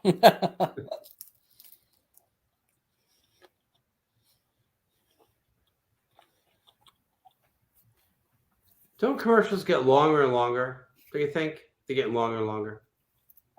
Maybe Well, it's the playoffs. They're paying billions of dollars to the NFL, so they own the NFL, like the commercials and the marketing, to the point where they got them to extend timeouts and expand the season. Yeah, they do TV timeouts. This guy is doing El Kabong on TV. He's got a guitar in it. Looks like he's going to hit somebody with it. So if the Bills score here, I mean, New England's really just buried. They're going to have to literally go into the second half. And how many running plays? Remember, they beat Buffalo by never passing. They only had 3 passing plays. Well, how many passing attempts will there be in the second half? Running play. He gets around. He gets around the edge. Wow. 27. Well, 26 plus.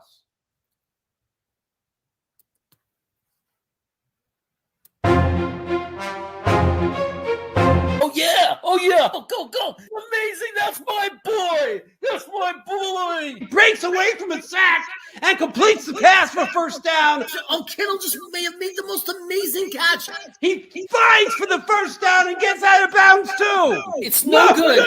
Overtime. Oh, what a catch. How do you drop that? What are you, Jamal Adams? Touchdown. This is a touchdown all the way. He reached over the pylon. San Francisco beat Cincinnati.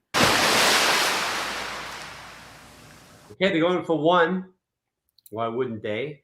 Up by 26 points. I cannot believe it. I cannot believe it. What? We expected this to be a very competitive game. Eric, you like El Kabong, huh? Not a lot of people know about El Kabong. Even Jeremy might not know about El Kabong. I don't think I do. It was this like horse that stood on 2 legs. Maybe he was like a sheriff or something. Mm-hmm. And he had a guitar, and his like secret weapon was hitting somebody in the head with the guitar. I don't know. It's been 50 plus years. So I just remember his alter ego was El Kabong. Like, he had a nice name. He was a nice horse sheriff, but he would put a mask on and be El Kabong and hit you with a guitar.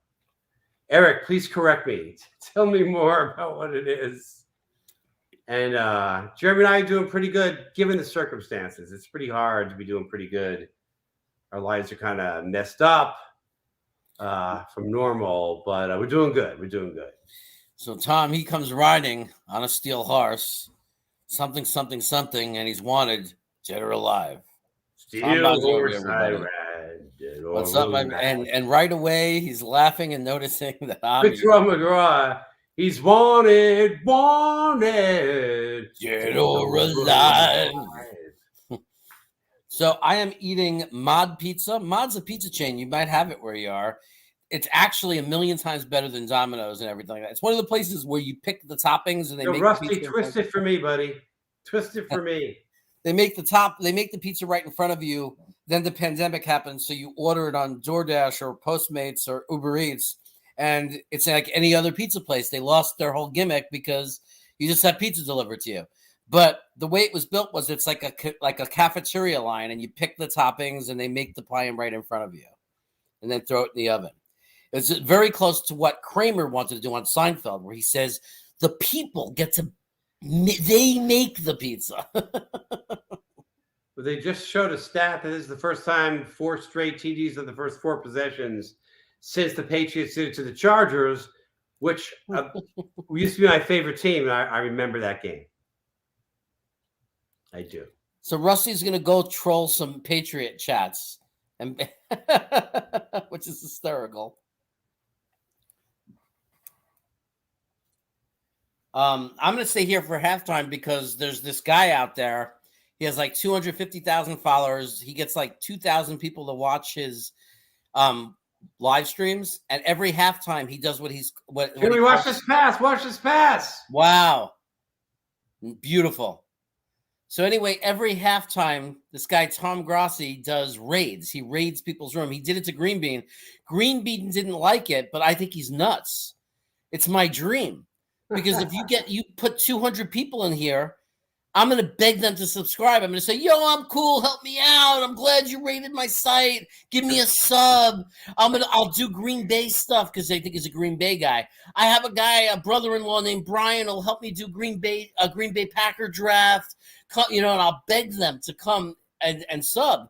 So I'm hoping short complete pass. It's going to be 2nd and 7. So I'm hoping that they raid me. So I'm not going anywhere on halftime. I'm going to sit and pray that he raids me. Yeah, by the way, if you're here watching the show, please like it and please subscribe if you haven't already. Another complete pass, but also for no yards, like 3 or 4 yards. I think it's going to be 3rd and like 3 or 4, even though they have 2 completed passes. So really, really macaroni here.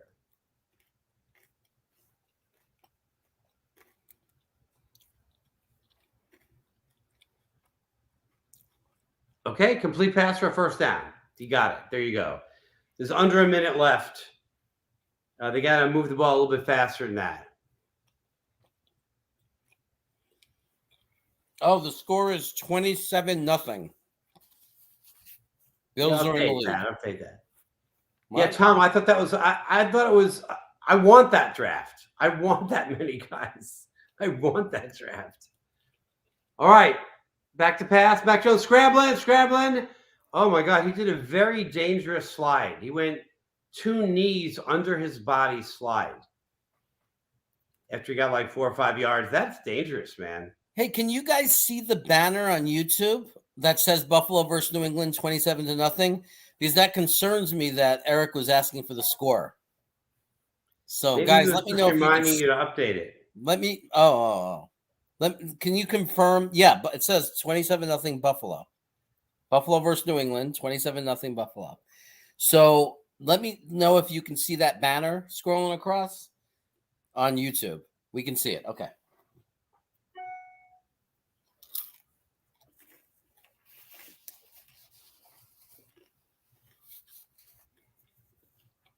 All right. So it's 27-0, 30 seconds left to go in the half. It's 3rd and 13.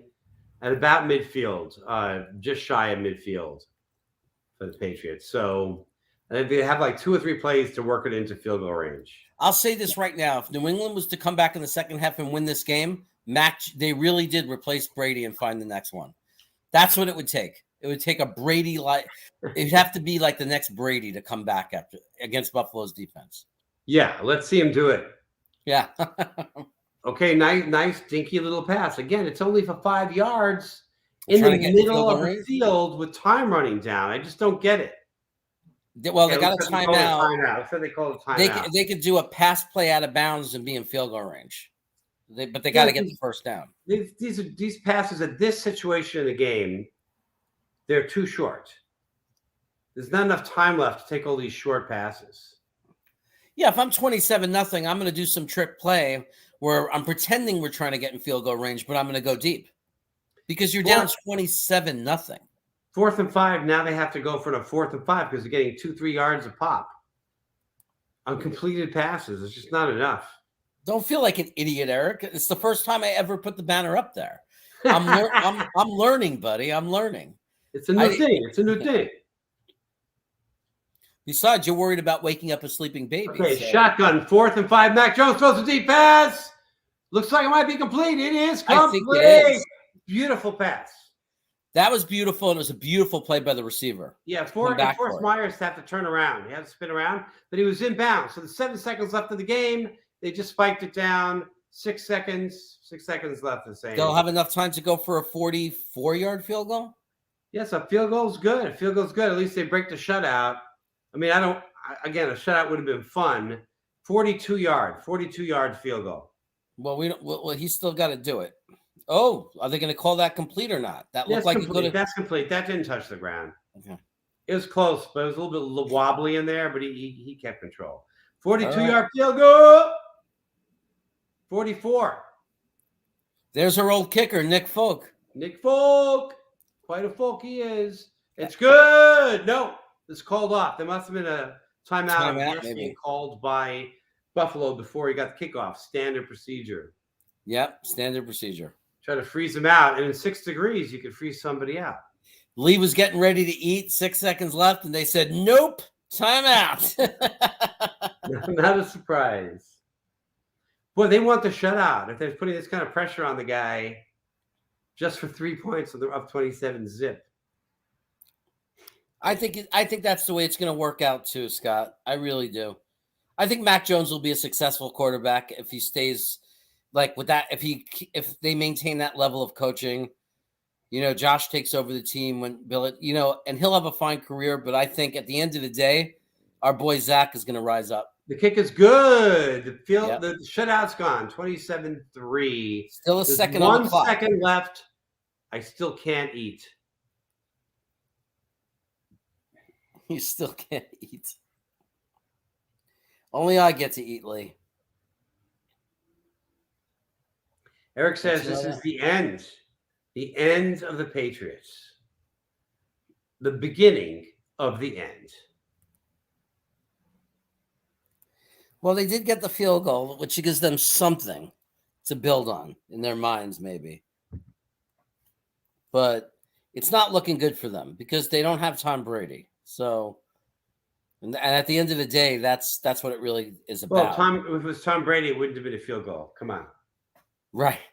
Well, but there were 3-yard passes would have been 15-yard passes out of bounds. They would have had to kill time before scoring the touchdown. Yeah. So 1 second, I don't know what they're going to do. Kick the ball out of the end zone, maybe. No, that gives them a play. They'll kick a squiggly ball on the ground or something. Yeah. And then lentil time. I'll have a chance to get the rest of my pizza. Jeremy, you called it. Squiggly. Guy bobbles a little bit. Takes it out. Downs it. Takes a knee. It looks like he's limping. I think he hurt his knee by taking a knee. We are the knights that say knee. Anybody know that but me? I think a lot of people know that. Come on. We are the knights that say knee. I'm going to go get something to eat. I'm going to mute myself. All right. So I'm going to play this video, and then you're going to have a little bit of darkness while I get the rest of my pizza. And then I'll be back to eat in front of you. And whoever wants to view that is welcome to stay and watch me eat. Search for the Holy Grail. You got it, Eric. Best movie ever. Oh, Oh yeah! Go! Amazing! That's my boy! That's my boy! He breaks away from a sack and completes the pass for first down. Oh, Kittle just may have made the most amazing catch. He fights for the first down and gets out of bounds too. It's no good. Overtime. Oh, what a catch! How do you drop that? What are you, Jamal Adams? Touchdown! This is a touchdown all the way. He reached over the pylon. San Francisco beat Cincinnati.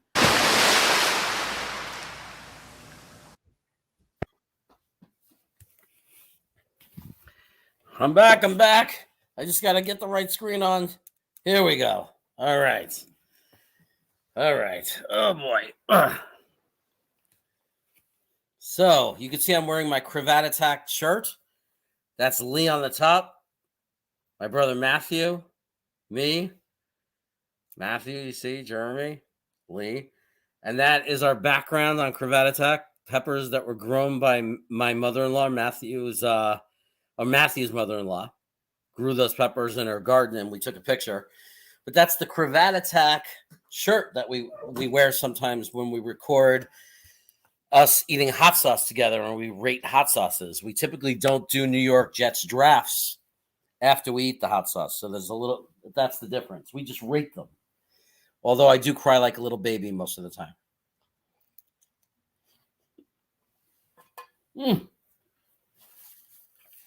I love my pizza.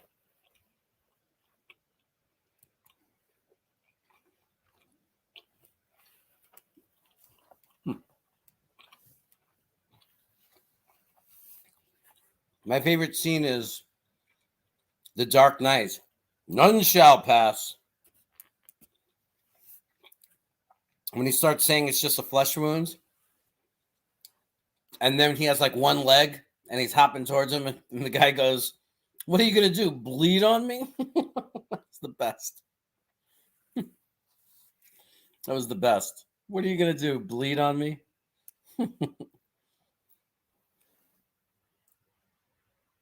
But I was watching Best in Show the other day. My God, Christopher Guest is such a genius on that too. I mean,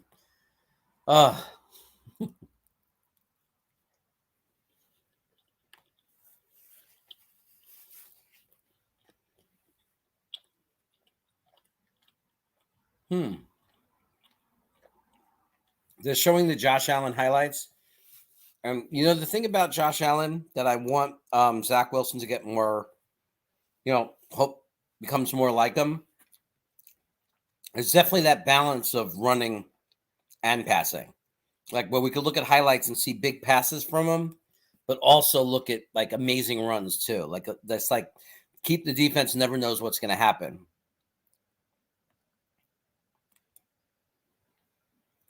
The Black Knight always triumphs. What are you going to do? Bleed on me? That's just a flesh wound. Running away, you coward. Come back and fight. So Robin, the not so brave. You got to listen to the words that his little singer is singing. He quickly runs away.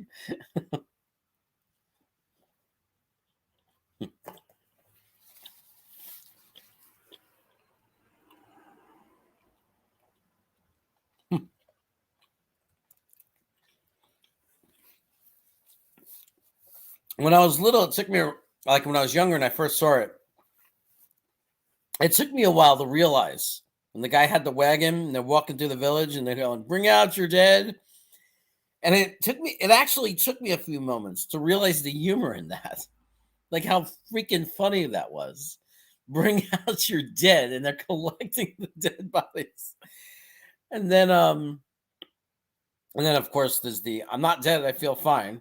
And he's like, "Well, you'll be dead soon." He goes, "Not really, I'm okay." And then he bangs him on the head. Look, you're dead. But good stuff, man. It's good stuff.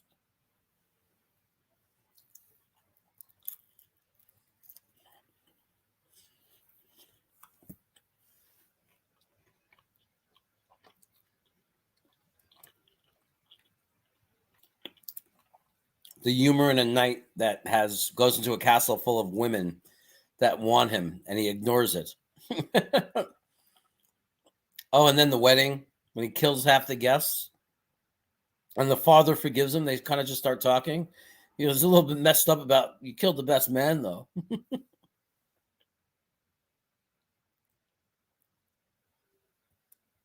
What's that? The wizard named Tim.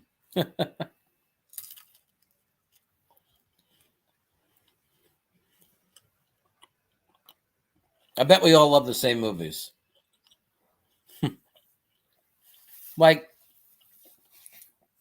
if you love, I think Leah's back.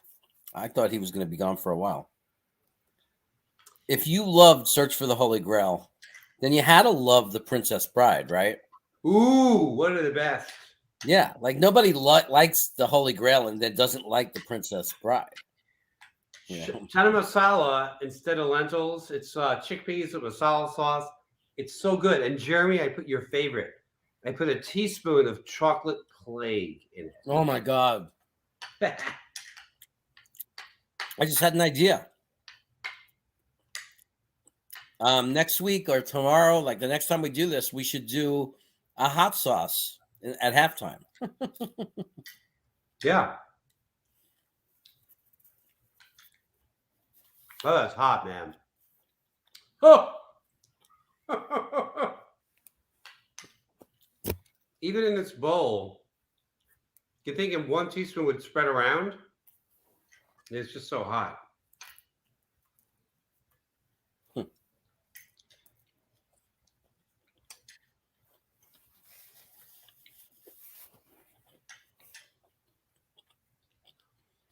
We're just eating. Never mind us. Is it hot? Did you put too much chocolate plague in? Well, too much is relative. It's very, very hot. Look what Jets mess is asking.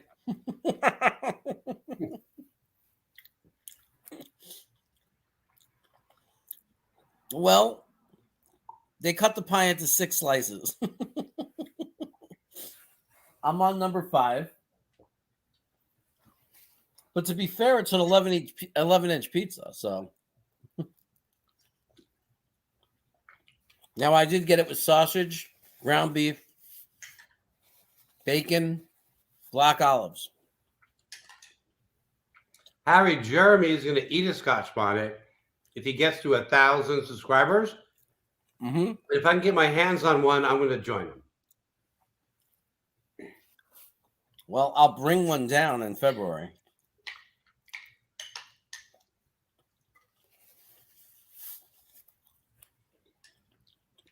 I might wear gloves when I do it.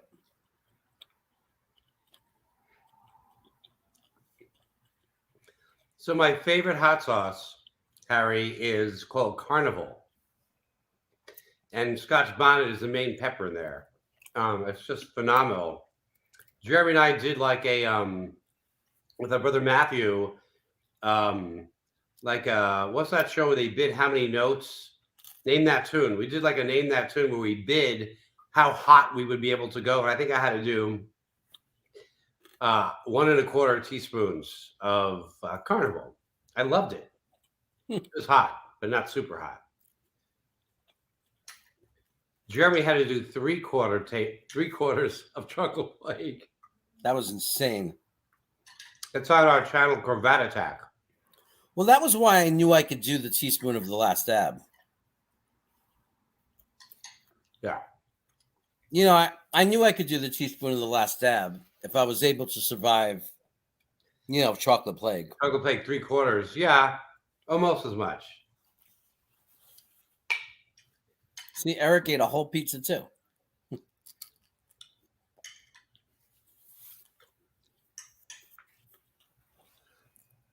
Somewhere on YouTube, there are videos of Jeremy reviewing pizzas in New York. I think I took him down. When I was applying for jobs in California, I got nervous. Yeah. That they'd search my name and they would have it, that they would think it was weird or something. I'll never get another job again. You know, your friend, your ex-college roommate, David David Dave, Whistler. Dave Whistler, he used to watch my pizza reviews, and when they stopped, he was upset. He sent me a message on Facebook saying, "What happened?" Speaking of David Whistler, when we went to college together, we were roommates for a while. We would order a large pizza, and we had a rule. You know, we first person who put the open the box, the other guy would take a slice. They had to take it right away without looking. The other one could only take a slice that was now revealed, that had an open edge. But he wanted to eat the biggest slice possible, right? So you would look not only at the biggest piece, but what would it open up? If it would open up a really big piece, you wouldn't want to give that to the other guy. And then you ate as fast as you could, because as soon as you finished, you got to take again. But you could only have half the slices. So it was like strategy, speed eating. That's what I did in college. Why don't you just divide the pie in half? Well, because Dave was so fast at eating pizza, his next roommate made a new rule that they had to divide it in half. Well, I remember a competition. I remember you came home and tried to pull that at home, and you got mad at me because I took 2 slices at the same time. You can't do that. You can't do that. That's cheating. And I said, "I'm not playing your game. It's fairness. There's 4 of us. It's 2 slices a person." And I didn't grab 1 slice and then go to the other side of the pizza. I grabbed 1/4 of the pie. I think I recall them being big pieces, though. No, there was 1/4 the pie. The slices that are usually uneven are the last ones. Like you could usually look and all the 2 slices are the same when you combine them. Like it's usually divided nicely by 4. Okay. We had a fun thing going. You're trying to ruin it. Eric Wright said, "You took the thought out of my head." Oh, my wife's asked me for something. Hold on one second.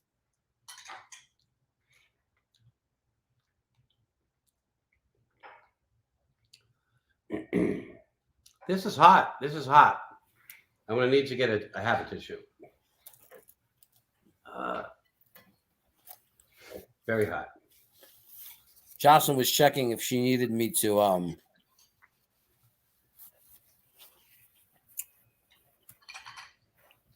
Jocelyn was checking. She was checking to see if she needed me to reheat anything. How come no one's telling me I got the wrong banner up? Why you do that? It's a mistake. Okay. Jeremy, let's get back to football. Okay. Get off the pizza. The pizza is wonderful. I'll give you that. All right. Let's talk about the other games. What do you think about, well, you probably think what everybody thinks about the Philly-Tampa Bay game coming up tomorrow early. What do you think? I think that Philly's probably going to lose. Everybody knows that.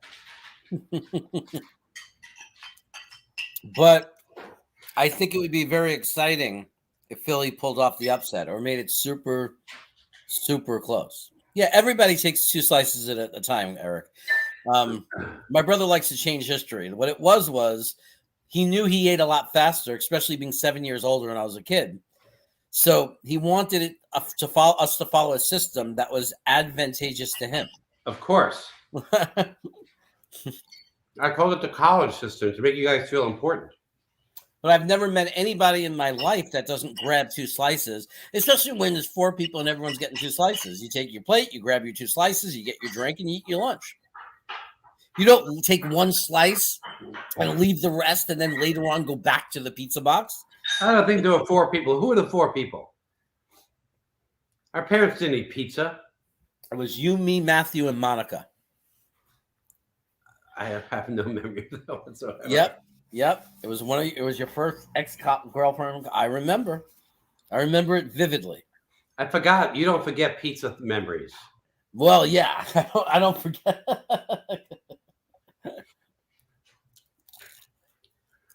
That was very spicy. I'm in pain. And I forgot to say that the second half had started because I'm in pain. Jeremy, what is your excuse? Oh, you have pizza. 2nd and 7. Jones under center. They're at their own 32. Oh my God. He dinged a pass for 3 yards, but the run took it to a first down. First down at the 37. You see how smart Belichick is? He, yes, I can't really run the ball. I've got to make first downs. I've got to make decent plays. So what does he do? Screen passes. He's still finding a way to protect Jones and make him successful. You know what I mean? And throw the ball. Like, First and 10, shotgun. Hands it off. Out of the shotgun, first down. Wow. More. 15-yard game into Buffalo territory.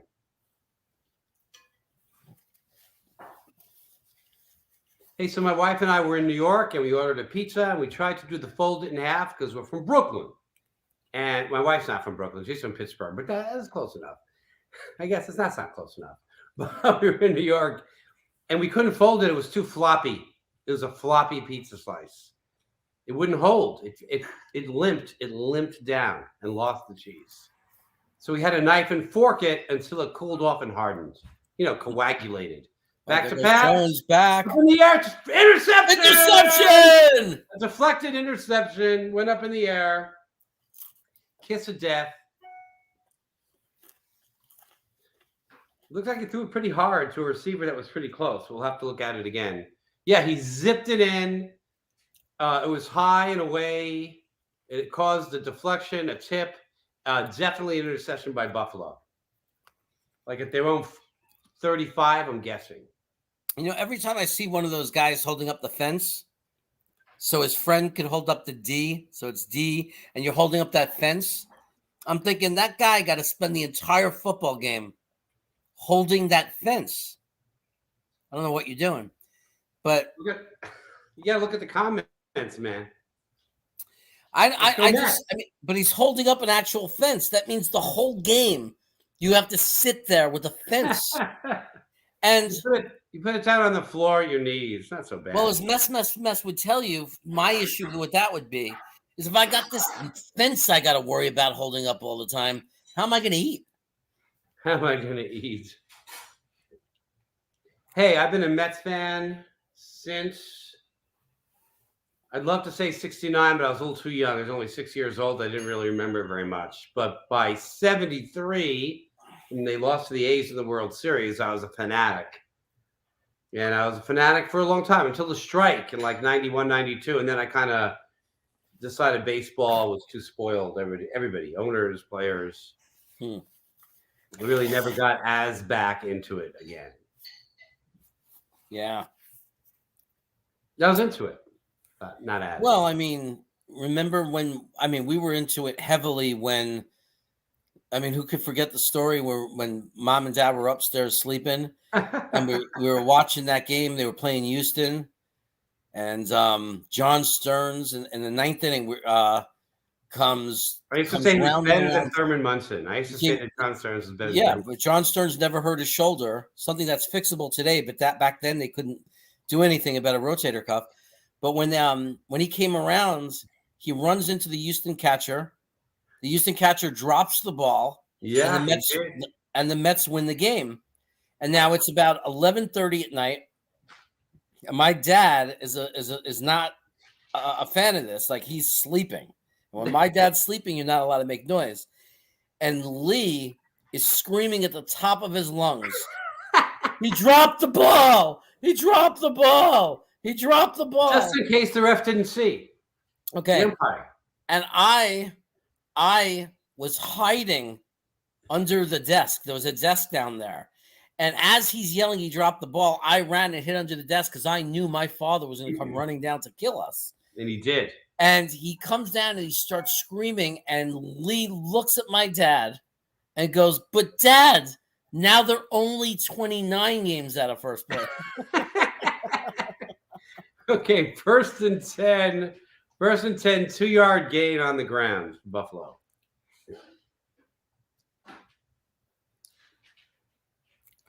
It's like the Shats broadcasts aren't even up right now. It's a ghost town. Fair weather Shat fans just realized they ain't shit without Brady. That's amazing. So they actually shut down their sites. We were more committed and dedicated to They keeping the stopped show broadcasting, going. maybe, right? What? Second and 8. Maybe they stopped broadcasting the game because they're getting clobbered. Yeah, Second but and 8 for Buffalo. we don't. We're here. We're We didn't here. say We're it's here. a blowout. A little dink pass. Nice pass by Allen. A little dinky. It's going to be 3rd and 4. See, those guys just aren't committed like us. We're not here for only the game. We're here to hang out with our fam. We're here to hang out. I'll tell you another. The Mets thing I remember. Number one is that when you were a kid, I taught you all the players, what positions they played, and I kind of taught you about baseball. Wow, Harry was 7 years old, so he's older than you by 7 years. I think that means, right? So he was born in 55. If he was a fan of 62, so 55 plus 65 years get you 2020. 67. You 67, Harry? Well, if Harry is 67, when he comes to visit Sacramento, I got to take it easy on him. I have to take it easy on the old fella. Sometimes I feel like I'm 67. Oh, yeah. I felt like it after work yesterday. I'll tell you that. I have a lot of Mets fan stories. What's going on in the game? I'm telling you, it's 1st and 10. I told you about that pass. I thought I did. And under center. Oh, maybe shotgun, a little dink pass again, but runs it for 5 yards. No risk, and there's no need to take any risk right now. Yeah. 67 February. Nice. He's got 16 Right now. years. 16 years is not old enough to be my father, Harry. I'm going to call you Uncle Harry. I don't think it's only being uncle. It's an older brother.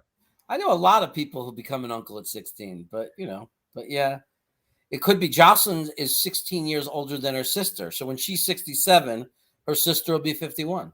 I did the math on me. That's why I was saying it. First, a beautiful run. Just a fantastic run. End around. Beautiful run. Yep. McKenzie. Yeah. To you, Harry's a big brother. Yeah, to me, Older Harry's brother. a big brother. Yeah. Just a beautiful run by McKenzie. I mean, just fantastic. Lyman gets out in front, blocks for him. Yeah, Beautiful. he was very safe with that block because if he would have went any more into him, it could have been considered a clip. All right, 1st and 10. Buffalo is right outside the red zone. 24-yard line of Buffalo. Looking to score again. This would be deadly. This would be the nail in the coffin. I really don't remember. I need help with this. Has Buffalo been stopped yet, or they scored a touchdown every possession? I think every possession. That looked like a 7-yard gain for Buffalo, but I see laundry. Jeremy, every possession, did they score? Touchdown every possession? I don't think they scored on every possession because there was one. I think there was one where they. Let's trying to think. I thought that they didn't on one of them. Let me look. I don't count the one where they downed it at the end of the half. That's no. It'd be crazy if that's the case because that's kind of what New England did to us. So fuck them.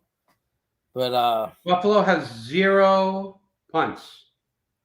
0 punts for Buffalo. They scored a touchdown on every drive. How much did they score a touchdown every time they had the ball, except when there was 1 second left, 0 seconds left on the clock when they actually took possession? Unbelievable. Yeah. Long drives, keep Mac Jones off the field. He's looking around. He goes a little bit deep, open. Touchdown! Oh my God! Huge bomb pass. Salute. Oh yeah! Go! Amazing! That's my boy! He Breaks away from a sack and completes the pass for 1st down. Oh, Kittle just may have made the most amazing catch. He fights for the 1st down and gets out of bounds too. It's no good. Overtime. Oh, what a catch! How do you drop that? What are you, Jamal Adams? Touchdown! This is a touchdown all the way. He reached over the pylon. San Francisco beat Cincinnati. And the extra point is Out. Missed it. Why? It's the second time today. 33. 33-3. This is all set up by that interception. That was Sanders, by the way, that catches this. That's the first time I remember saying his name. But Rusty's calling it. The guy was open because he had to actually wait up for the ball, and he was so open they could wait up in the end zone for the ball and still have no defender near. Yeah, so I mean, New England's defense didn't show up today, or they just can't do it. They just literally can't. They cannot stop them. They cannot stop them, and that's shocking because New England, this year had a really good defense. So it's interesting. I'll tell you, being a Mets fan is character building too. Okay, it was painful for a long, long time. It was painful, man. It was painful, and then we had more pain later after we finally won. And we have, you forget we haven't won since '86. It's been quite some time. Yeah, but from '73 to '86, and '73 we lost to the A's, but at least we had fun. That's when I was a Mets fan, so I had nothing. From '74 to '85, nothing. So, Lee, I don't know if you know it, but the Mets made some very big signings. They spent a lot of money before the winter meetings got called off because of the lockout. But there's the Mets invested huge money. So everything they had last year, they just built even more. They went out and got another ace pitcher, Max Scherzer, who has won 2 Cy Young awards, and now you're going to put him with DeGrom. Wow. And they're very deep in pitching. They have been for most of their existence. Yeah. So if they can get some hitting. Yeah. And Braxton Berrios for the Jets is no longer a backup or alternate. I'm sorry. He's an alternate Pro Bowler, I think, but he was named to All Pro for special teams. So congratulations to Braxton. Huh? They signed him yet? They have not extended him yet. Hey, there's this movie called Frequency. Harry, I don't know if you've ever seen it. I love this movie, but one of my favorite parts is the Mets are in the World Series throughout the movie. Yeah. And so even though you never really see the Mets play, maybe they showed on TV a couple of times, but you feel like you're part of the amazing Mets. They talk about the amazing Mets. I won't give away anything about the movie. Fantastic movie, fantastic ending. And the Mets are in it. They're in it. I think he's seen it. I loved how they worked it into the movie. It was great. Yeah, fantastic. Like the shoe polish thing, how he like. Hey, spoiler. Hey, spoiler. And my uncle had a ham radio, W2KEE, out of Long Island. I don't know, Westchester. Hey, Lee, guess where Buffalo's going to start with the ball? I'm guessing the 25. You're right. And when I visited, for my bar mitzvah presents, I got sent to Bogota, Colombia to live with my aunts and uncle. And the way I communicated with my parents is we would ham from Bogota, Colombia, into somebody who had a ham unit in Brooklyn who would call my parents and patch us in. It was pretty phenomenal at 13 to be talking to Brooklyn. Now, of course, it's nothing with the internet, but back then it was crazy.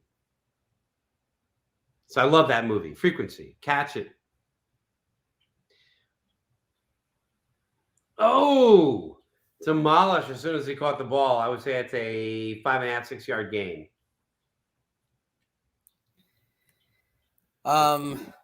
Yeah, this is kind of there it is. Every first 5 possessions, touchdown, touchdown, touchdown, touchdown, touchdown. They're not counting the end of the first half as a possession. Right. Good. Which is correct. Yeah.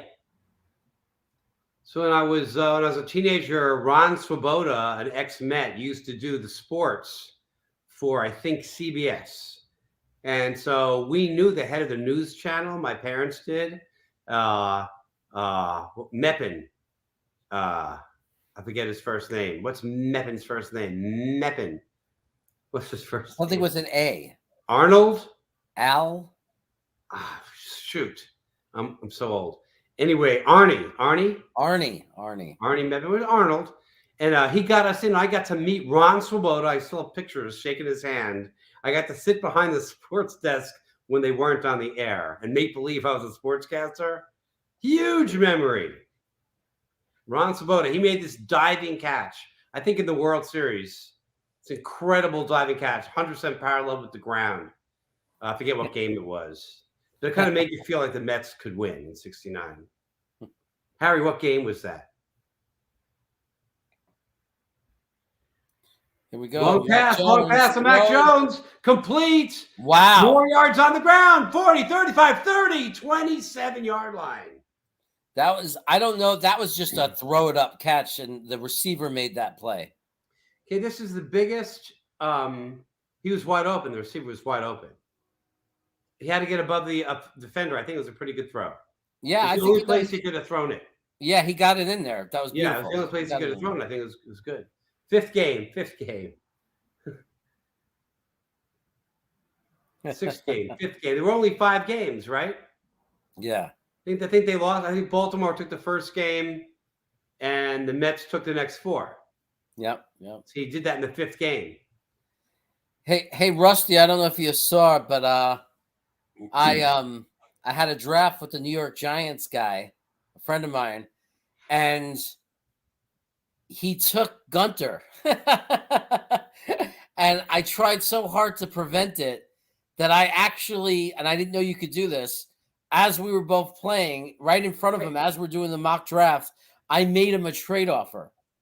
And then he rejected it. And somehow he knew, even though he's like the 6th guy on the list, he knew that's why I was doing it. And he took Gunter.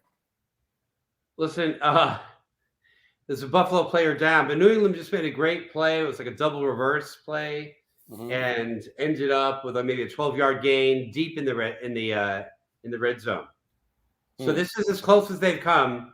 The last chance they had was when he threw that nice pass into the end zone, but not nice enough, and it was intercepted by the safety coming over. So see if they can score a touchdown here. Yeah. It's only their second time in the red zone. Maybe their first. I don't know if they were in the red zone when he threw that interception or not. Rusty still wants plays like he's still mad at the refs. He wants more calls against New England. When I see Rusty, I think of Rusty Staub, by the way. I'm just going to say, for the Met fans out there, I think of Rusty Staub. Rusty Staub. Hey, Rusty Spooner, where do you live again? I forget where everyone lives. Yo, John! John Salty Nuts is in the house! What's up, Salty Nuts? Can't wait to hear what you thought about the draft this morning, the Jets and the Giants drafts that took place. I was wondering where you were. Probably sleeping or something, or eating lunch. But I was trying to find out where Rusty's from. Good old Rusty Spooner. I think he once told me it might be Marmouth, New Jersey. Marmouth, New Jersey. I love the name Marmouth. Not Marmouth, Mammoth or Mammoth. I like Marmouth better, but I'll go Mammoth. You guys are Montauk. Matterhorn. It's right near where Joe, Judy, Hallam, Winnie, and the whole complex was, but it's a little bit further down. I have another friend that's there. It's like Princeton. That's Princeton area. And I don't know if that's where Rusty is. I just, for some reason, I'm thinking somebody was from there. So. I think you're making shit up now. You're just putting various strands of thought together. Matapapella, Manamanella, Matapala. Manaposa? I don't know. So look who's back. Peo's back. Hey, if you have time, come and join us, Peo. We're totally it's a big play. If New England's going to come back, it's going to be now. Okay. 1st and 10 from around the 15. Oh, a really suck pass.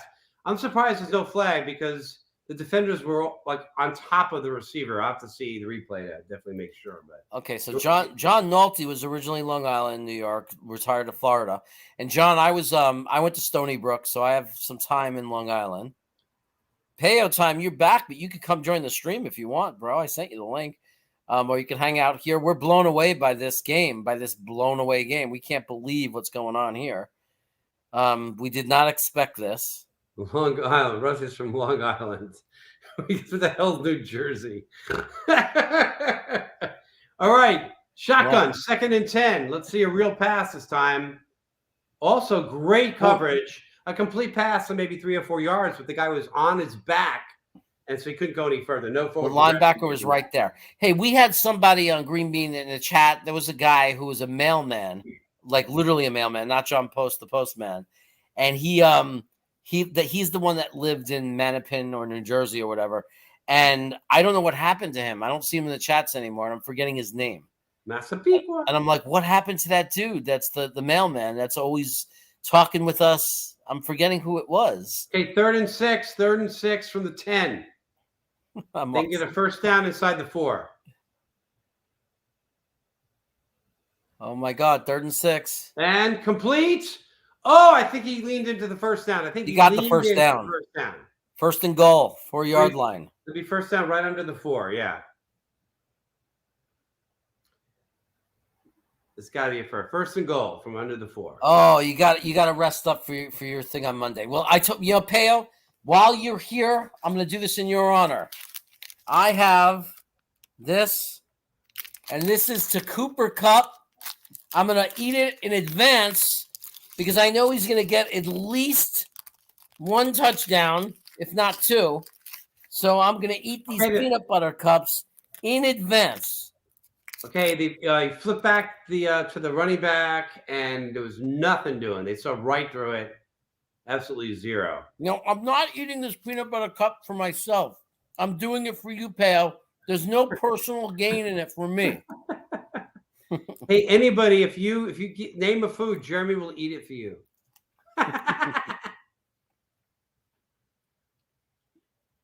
Hey, Salty, where in Florida are you? Okay, 2nd and goal. 2nd and goal. Fakes the handoff. Really good play action. Keeps the ball. In trouble. Throws it out of the end zone. It's going to be 3rd and goal.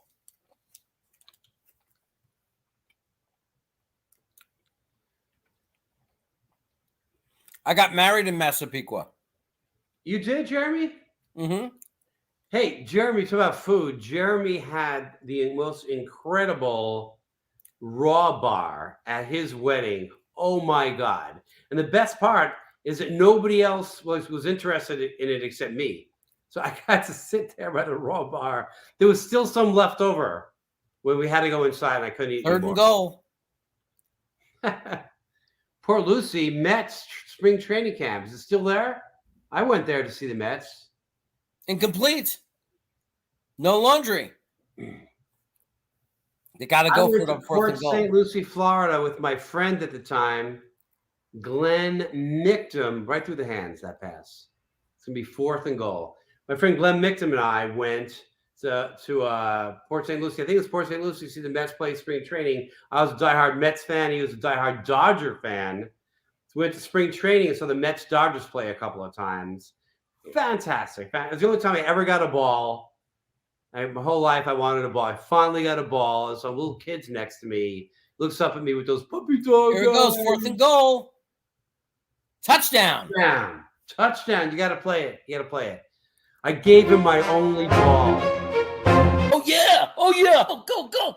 Amazing. That's my boy. That's my boy. He breaks away from a sack and completes the pass for first down. Oh, Kittle just may have made the most amazing catch. He fights for the first down and gets out of bounds, too. It's no good. Overtime. Oh, what a catch. How do you drop that? What are you, Jamal Adams? Touchdown. This is a touchdown all the way. He reached over the pylon. San Francisco beat Cincinnati.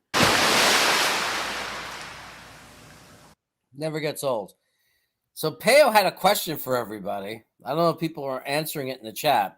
It says, Do I you think we guys, need as Gus. brothers, have any childhood arguments that are unresolved? I think he's talking about us. I don't know. I remember we had Oh, that yeah. big fight, and you ripped up. It's a big thing in our household. You ripped up a Lee Mazzilli card that I had given you because your favorite player was Lee Mazzilli. And I gave you a new Lee Mazzilli card. You know, like as a you never should rip Lee Mazzilli. That's the only thing I remember. Yeah, I don't remember I don't think we have any unresolved arguments. Yeah, we had arguments. Yeah, but like there's none that linger over us. Oh, who could eat more sweet potatoes? Tell them that story as I update our banner. I can't believe they kicked the field goal. That's almost like waving the white flag. If they had Tom Brady right now, would they have just kicked the field goal? They're down 33-3 with 4 minutes to go in the third quarter at the 3-yard line, and they kick a field goal. Well, they got that touchdown. Oh, that was the extra That was point. extra I'm an point, idiot. Jeremy. I'm an idiot. After Never you score mind a me, I'm an touchdown, idiot. you get to kick to get a point. That's what they were doing. I'm an idiot. Okay.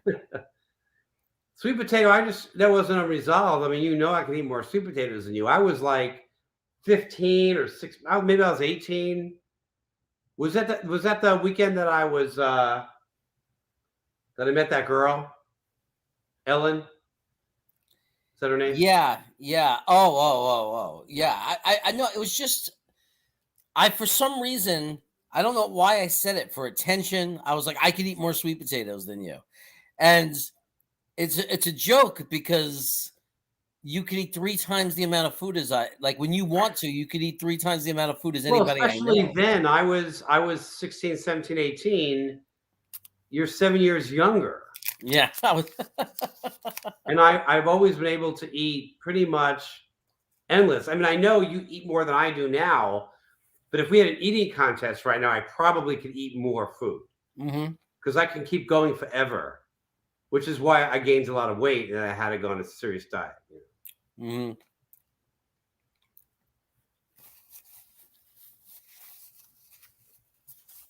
Hey, Peo. So was I right, Harry? It's St. Port Lucie. Is that where the Mets have spring training?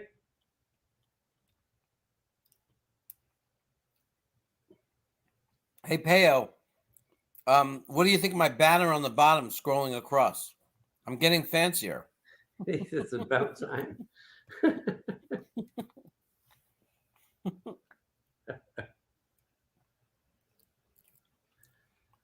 Yeah, we have nothing to resolve really.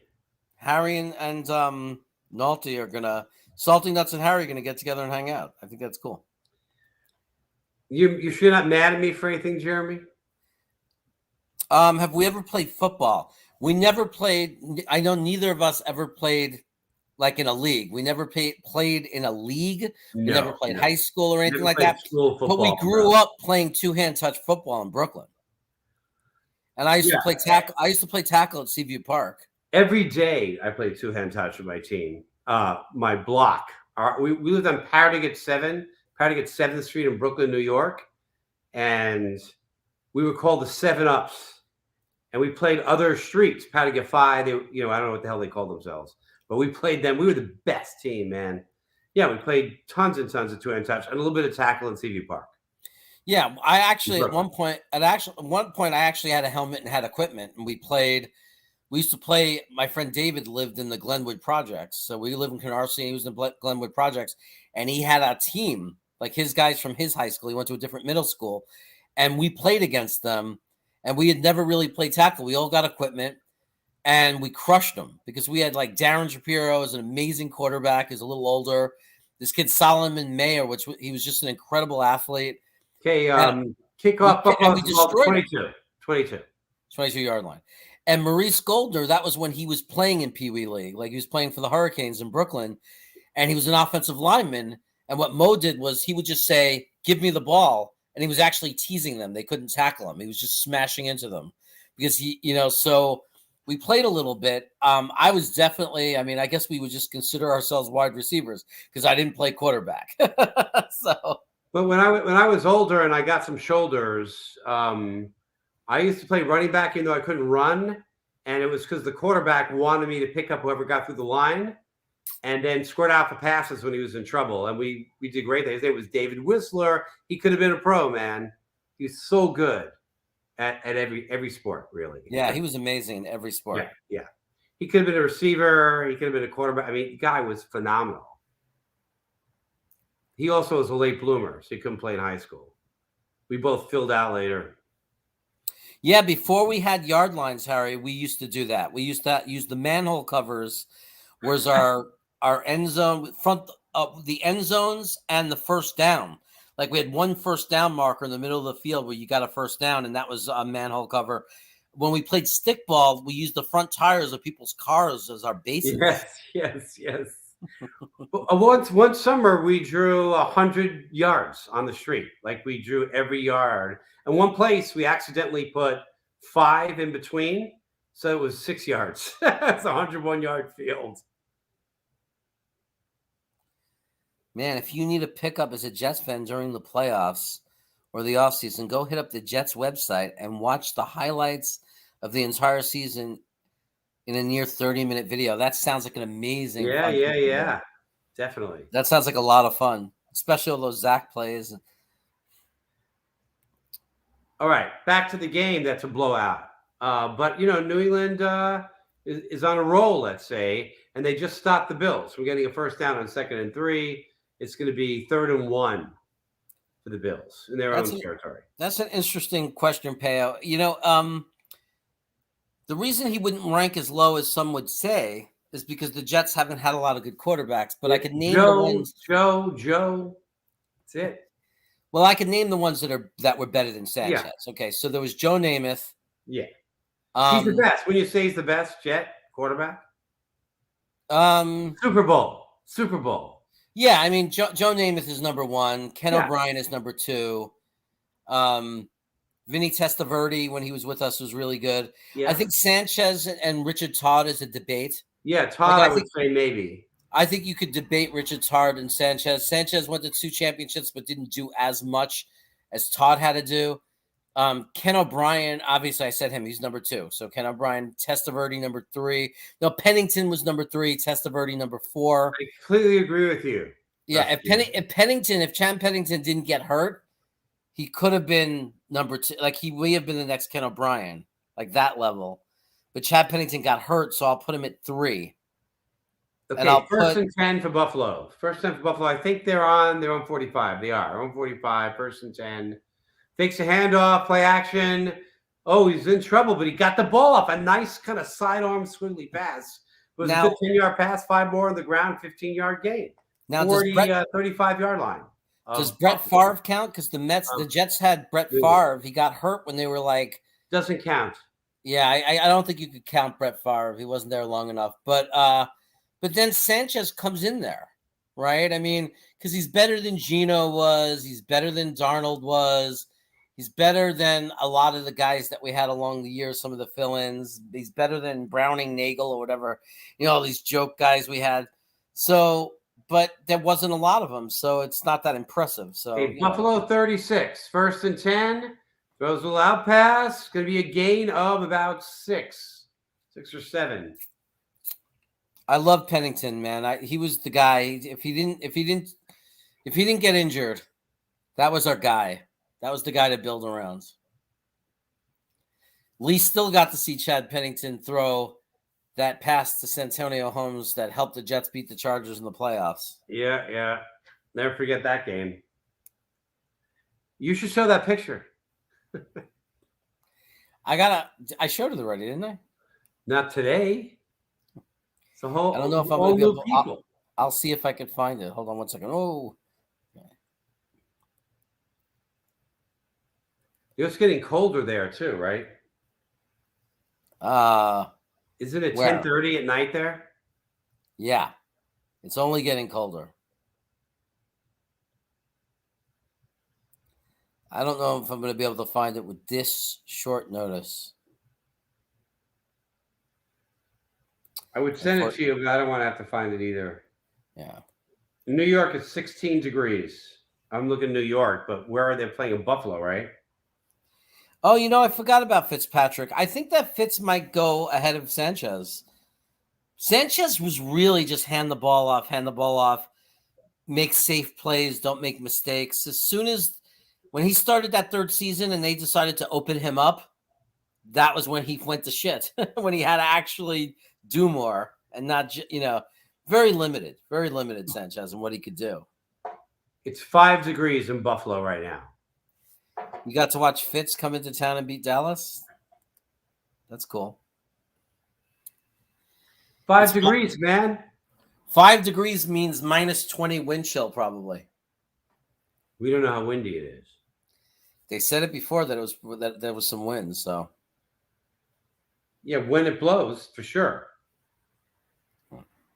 Winter storm warning in northern Erie County. It's kind of eerie that there's a storm coming to Erie.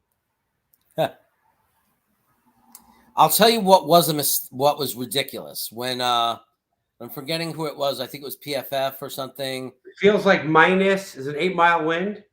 It feels like -8 in Buffalo right now. That's brutal. So the dumbest thing spoken by, I think it was PFF. They said they did the biggest bust for every team in their history. And they called Mark Sanchez the Jets' biggest bust. And that was as bad a take as I've ever heard in my life. The guy went to 2 AFC championship games. I know he didn't work out. I know he wasn't the guy we thought we drafted. But you can't call a quarterback who played for 4 years and went to 2 AFC championship games the biggest bust in Jets history. When we took a guy named Vernon Golston, who was supposed to be the most amazing edge pass rusher, and he recorded 0 sacks in his career. Payo's cold. -28 Celsius. What are you in Alaska? I would take. That's the easiest question in the world. I would take. Well, it's not the easiest. Second and 3, flips it back. Rogin and dodging, first down, plus a few. Buffalo on the move. I think if we seriously wanted to have a chance to win and compete in 2022, we would take the 98 team, not because Testaverde was the quarterback, but because Bill Parcells was the coach. And we had Curtis Martin at running back. And I think that would be our most competitive team. One would argue that one of the Rex Ryan teams of 2009, 2010, but Mark Sanchez was the quarterback. So you got to question that. I think me and Greenbean would both say the 1983 Jets. Even though Richard Todd was the quarterback, we had the New York Sack Exchange and Freeman McNeil at running back and Mickey Schuler at tight end. So I think that we would go back and take them. And I know that Salty Nuts and Gitmo Bob and some of the other guys would go back further and take one of the old-time teams probably before that. So Buffalo's kind of been keeping on the ground. They just had a run where the guy was met at the line of scrimmage, and the whole team pushed him forward for a gain of 4 or 5 yards. Like he did it all getting pushed. It's awesome. Wow. I would be selfish and take the 83 Jets because I missed the Sack Exchange. I would do anything to live those days again with Gastineau and Klecko and Lyons and Abdul Salam. Okay, to the 19, 2nd and 6, threatening to score again. Josh Allen has a quarterback rating of 153. Whoa, touchdown! Touchdown! He's going to take his rating up to 156. Amazing. Oh, yeah. Go. Amazing. That's my boy. He breaks away from a sack and completes the pass for first down. Oh, Kittle just may have made the most amazing catch. He fights for the first down and gets out of bounds, too. It's no good. Overtime. Oh, what a catch. How do you drop that? What are you, Jamal Adams? Touchdown. This is a touchdown all the way. He reached over the pylon. San Francisco beat Cincinnati. Okay, we're looking at an extra point right now. It's good. Hey, so I got to tell you, Payo Time, we have no idea what the fuck that means. It's not true. Unless he's in North Pole. Tell me I'm wrong, Payo Time.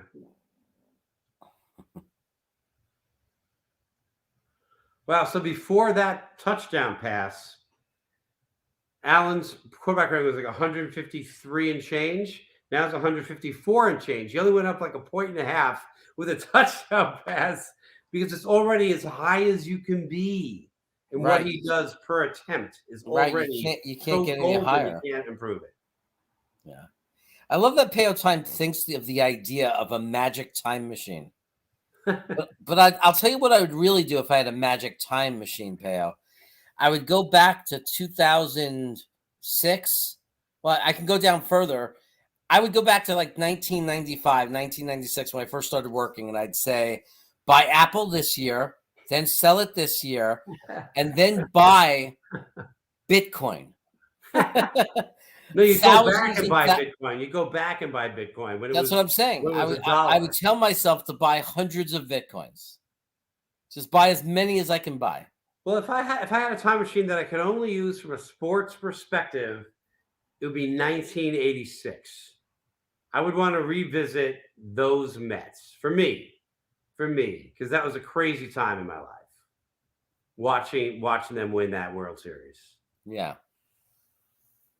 When they won Game 6, not even Game 7, when they came back in Game 6, an amazing game. I ran the only place that was open that I could find was this like dumpy video bar store, and I rented The Natural, and I bought a 6-pack of crap beer and took it home and stayed up drinking the 6-pack, watching The Natural. I was just so pumped.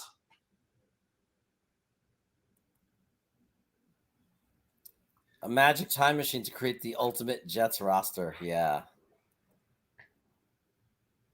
-18. Fahrenheit? Yeah. Where is that? He's in Toronto. I would say Canada. Yeah. Canada. Yeah. Yeah. It's cold. Hey, Peo. What you don't have as heavy an accent, I notice. You're halfway there, but you don't do the Chris Jericho. Like you don't say a boot. Like you don't say about, but you don't say a boot. You say about. Like you have a little bit of it. And it's like Chris Jericho says, never ever again. You'll say a gun again. I don't know. I say again, but I don't say again. again. It's about the game. I think Josh Allen, even though he has 4 incomplete passes, he's 19 for 23 with 4 touchdowns. I think this is the best. This is the most near perfect game I've ever seen a quarterback have. Yeah, he's really, actually, when I haven't said it is, this is the time of year where you start to look at teams that peak and look amazing and might be really dangerous to make a run. The way the Bills look right now, yeah. Is there anybody out there that doesn't see them beating Kansas City if they keep playing like this? Yeah, it depends what Kansas City does, but it's gorgeous. He's really playing. I mean, they're playing New England, who's been a very solid, good team. That I haven't seen. The Jets almost beat New England. I have what? To say. The Jets almost beat New England. No, they didn't. The Jets got crushed by New England twice. I was kidding. Oh, so I mean, but like, honestly, New England is not an easy team to beat. They've not been blown out this year. Really, they played, even in their losses, they were very competitive. It's really pretty amazing for the Bills. I mean, it's the Bills. I don't know, man. The touchdown every possession. Touchdown. The only points they didn't get were the extra points. So we got my friend from New Zealand. Hey, everyone. How things? Just switched on the game. Great to see Patriots getting punched. First even down if it's by Buffalo. I'm sorry if Bismo that I just did that, but I just couldn't resist. Good to see you, my friend. Bismo is in New Zealand, which makes me think it's the summer. Bismo, can you give us the temperature there in Fahrenheit? Because we're stupid Americans and we don't understand Celsius. Who played the Super Bowl halftime show? I just wish it was shorter. Who played? 1st and 10 on the back to pass, play action pass, complete for a short pass. He drops it. I said complete because it hit him in the chest. I would pick. It depends on my mood. I mean, I would do. They're not together anymore because one of the band members said something stupid. like if I get to pick two performers, I'd say like together that split the show, Mumford and Sons and the Avett Brothers. I wouldn't mind Frank Turner if he got a little bit in there. Billy Joel. If I went with more classic Billy people, I wouldn't Joel. mind seeing a combination of Bruce. Billy Joel. I wouldn't mind seeing a combination of Bruce Springsteen and Billy Joel. Billy Joel. That would be kind of cool. Okay. Shotgun pass complete. Can't go anywhere. I got maybe 3 or 4 yards out of it. It's going to be 3rd and 6.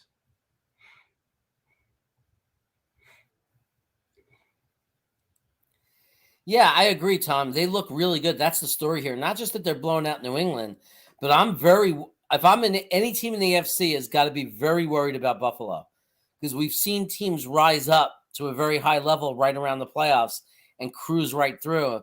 You know, remember that's how sometimes it is. Like you'll have a team rise, and maybe they're putting it together. And if I'm the Rams, I'm gonna start getting nervous too. 3rd and 7, shotgun from their own 42. New England. Back to pass. In trouble, scrambling sack. Sack. Down. Sack. What's that a boot?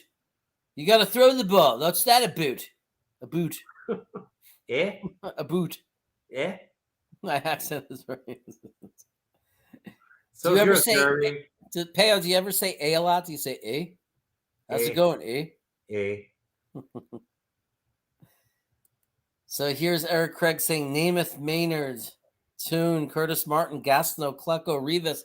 Well, and don't forget about Mangold, right? Nick Mangold and Ferguson, maybe. And like if you start building the offensive line. Do we have like a linebacker, Buttle? Craig Buttle? Like that? No, well, the one I remember, the linebacker I loved was Lance Mel. It looks like a run back from Buffalo. They're taking this punt all the way. Oh, he tripped up on his own guy. He ran over his own guy's legs. That's a hell of a return, though. Oh, it's a hell of a return. 60-yard return. They are dominating this game. This has now become a massacre. 40-yard line. New England. I keep saying he's from New Zealand. I make the mistake every time. I'm in Australia, not New Zealand. I can't believe you don't understand what I'm saying. There's a big difference, Mike. How many got to tell you? I live in Perth, okay? I got mountains all around me. I got fires to the west. Fires to the east. That's a horrible Australian accent, Lee. It's better than your Canadian accent. Mate, I'll put another snag on the barbie for you. Okay, it's a balmy 90 degrees Fahrenheit here. 32 summer degrees for you. Yeah, we're living in the summer here. Oh, my God. I got a Foster's bear in my hand. No, that's not real. Like shrimp on the barbie, that's not real. It's snag. You got to put a snag on the barbie. That's all the Americanized commercials lie to you. Believe me, they don't like Foster's beer. And if they do, doesn't taste anything like the Foster's beer that was served in America. Trust me. Where in Australia? I did a big energy deal for clean energy with Horizon Power in Australia, and I think they're out of Perth. I think, which is like on the other side of Australia from Sydney. Tell me I'm wrong. I want to hear it. Come on. Yeah, the Bills are going to be a problem. The Bills are still pissed from losing to the Pats and giving up only 3 passing yards. Yeah. That old running game. Well, you know what they're saying to him now? Try not passing now, bitches. I say a lot, but I don't notice until Americans point it out. It's the same thing with the word or you know. Americans will say that every other sentence, every other word, and they don't know they say it unless somebody points out or records them or so on. Like that. And I say coffee, and like people in California point it out. They're like, coffee? You got a cough? What about a sneezy? And sometimes I call the Bengals the Bengals. Yeah, that's I don't know where you got that one from. That's from nowhere. Bismo Charismo. The fact that you're in Australia and just chatting with us and hanging out with us is just like the coolest thing in the world. And it's kind of like it's the same thing with Captain Techno from Ireland. It's just the coolest thing in the world. We're all over the place. We got someone from Toronto. We got someone outside of Philly. John Post. He's eating some cheesesteaks. I mean, yeah, John, we both say a lot. Oh, Josh scrambles and a fantastic pass. What step? No, is he one? in? I'm going to say the 1 yard line. It was a scramble, fantastic pass. You know what I love about this? High line drive. Buffalo is doing to them what New England did to us, and I fucking love it. The hard line drive to Knox, who takes it to the 1. This gorgeous, gorgeous scramble and pass. Run up that score, baby. He's good. They're up 40-10, and he's still passing deep downfield. That's right. The guy tipped it. The defender tipped it. He still held on to it. That's incredible. Incredible. Perth is on the West Coast. I am on the East Coast in Brisbane. Both of your accents are terrible. At least you gave it a go. What can I say? At least you gave it a go. This is not at all where I was before. Well, Bismo, I met you. I'm trying really hard. I mean, me and Bismo did a call together with Green Bean. So I'm trying really hard to get it right. But by the way, Bismo's in a band. So he's like young and hip and cool. And much cooler than we are. So he's a musician. He's in a band. He probably gets lots of girls and everything. He's living the dream over in Perth. You know, I do improv comedy. So does Jeremy. We do improv comedy pre-pandemic, of course, and or when the pandemic is not as bad. Touchdown! An offensive lineman. That was an eligible lineman, right? Like an eligible lineman? Yep. Like a fridge play, right? Yep. Oh, yeah. Go. Amazing. That's my boy. He breaks away from a sack and completes the pass for first down. Oh, Kittle just may have made the most amazing catch. He fights for the first down and gets out of bounds, too. It's no good.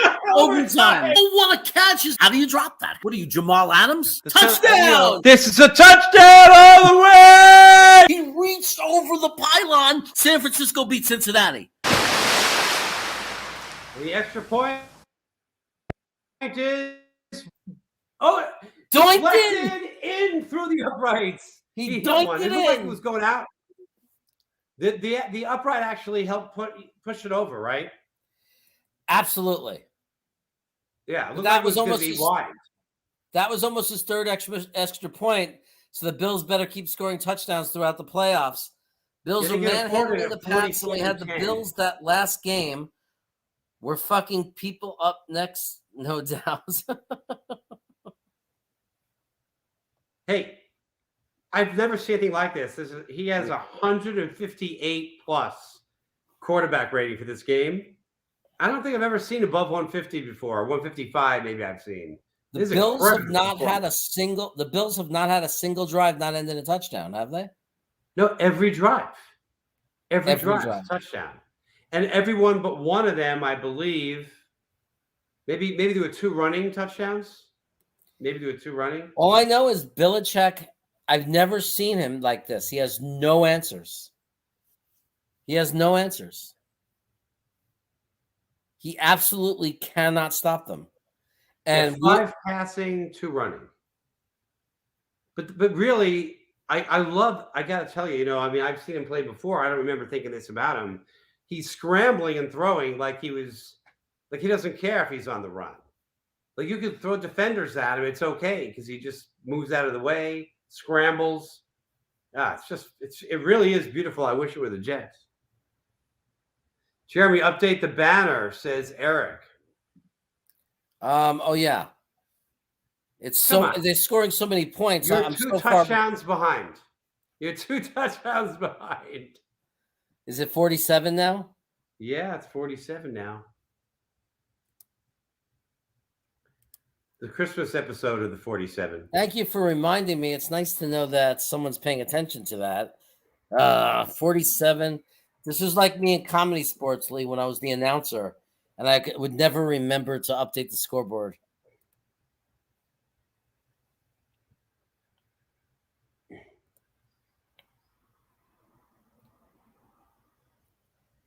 Let's hide this weird User. Okay, I think that touchdown, it can't be. It took because his rating just dropped a little bit. Is it because it was a short pass? It may have Even though been it was a because touchdown. his The touchdown yards is supposed to get you points. his yards per pass I his know it's your yards per yards per attempt for sure. went down. But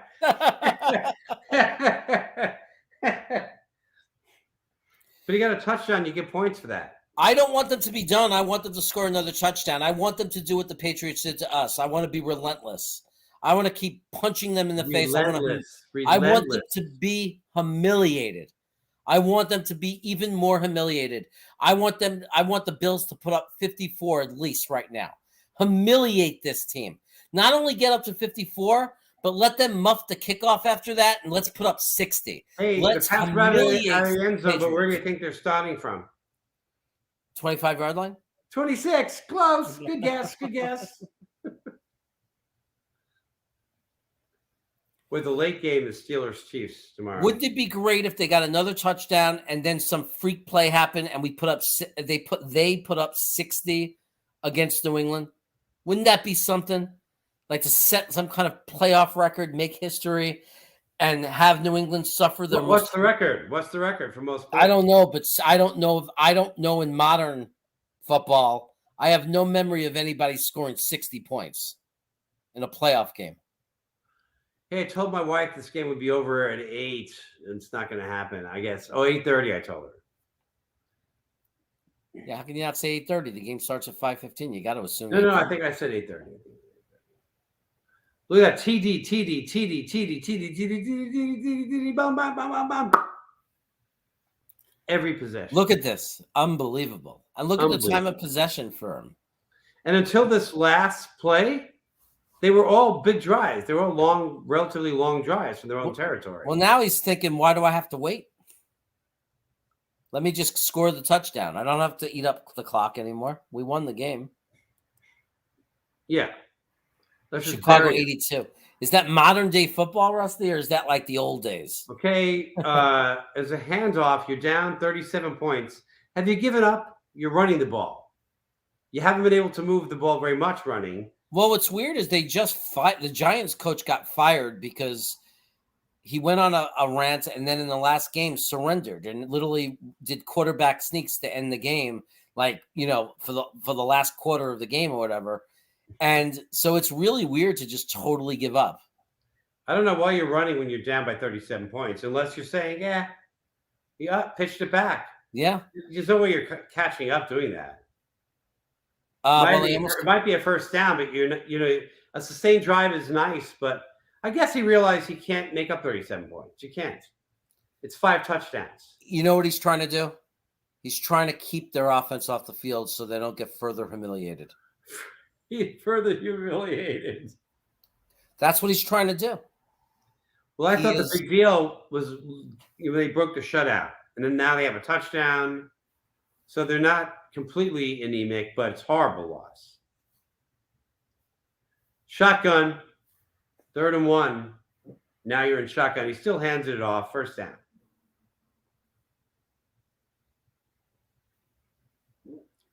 (1940) Jaguars 6, Bears 73 in 1940. I love how smart everybody is. Bears 73 in 1940. Jaguars 62 in 2000. So I think 62 is the number to be to say, except back when people played in pajamas, it's the most points. I don't think they could get there. Just threw it away. 1st and 10, just threw it into the ground. And Buffalo's pumped. Going to be 2nd and 10. They're going to get the ball back, and they're going to score again. You think they're going to keep passing? Jeremy? I don't know. I'm talking about Buffalo. Buffalo gets the ball back. Do they keep passing up 37 points? This coach is as obnoxious a coach, this Bills coach, as Belichick is. He's an obnoxious guy. He did it to the Jets. He was trying to run up the score on us. So it wouldn't surprise me. He's a real piece of shit. He's A a little real piece of dinky shit. pass in the middle of the field. They're not trying to save time. They are just playing out the game.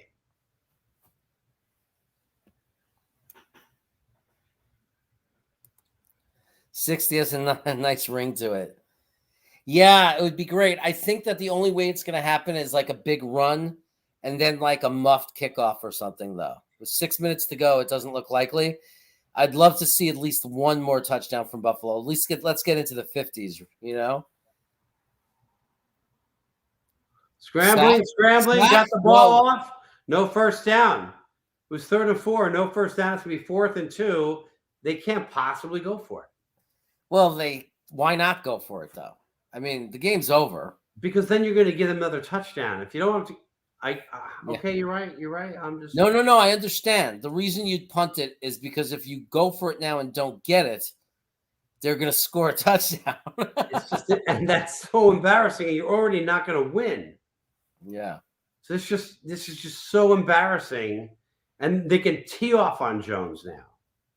It's the kind of play where you get hurt on, you know. I mean, they're literally playing not to be further humiliated. That's what this is about. That's why they just went down. for it. They knocked him back 5 yards after he caught it, but he caught it first down. But they went for it. It's a flag. Right now, everything they're doing is clipping, roughing the passer. Personal foul. Yeah. Oh, wow. He hit him late. I'm glad. You know that he did. You know what he's saying to him now? He's saying that's for the guy from Carolina. Because Mac Jones did a dirty play on Carolina's guy and twisted his ankle on purpose. And that Carolina defensive end told him on Twitter or something. He said he told all the other defensive edge rushers, let loose on him. So What did he do to sprain Edge's ankle? When the ball was fumbled and he grabbed his leg and was hanging on, and then you saw him twisting his foot, twisting his ankle as he was holding him. Wow. And that guy sent the rest of the edges in the league. He goes, like he said, go get him, guys. 1st and 10 from the 36. Yeah, they could score. They might. Handoff. They're going to get some yards here. 8 yards. 2nd and 2. Oh, wow. This is annoying because I don't want them to leave with any dignity at all. Yeah.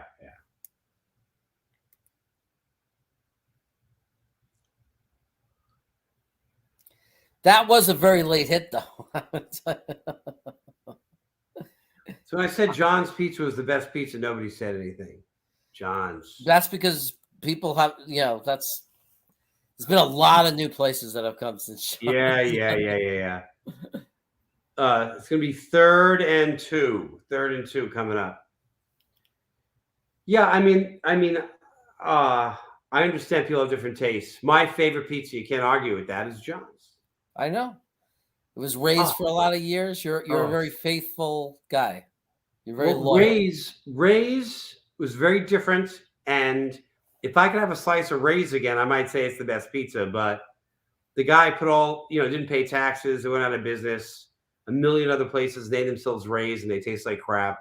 Killed their reputation. There'll never be another Ray's, real original Ray's. Oh, first down, 5-yard gain, first down. Yeah. They used to put like a pound of cheese, really good cheese, on every slice. I mean, it was a different pizza. It's crazy cheesy, not much sauce, a very doughy crust. Yeah, I didn't like it. I didn't like it because it was too raw. It wasn't like the raw-y crust for sure. Yeah, I liked. I mean, right now it's just Joe's Pizza for me. Classic slice. Yeah, it's classic.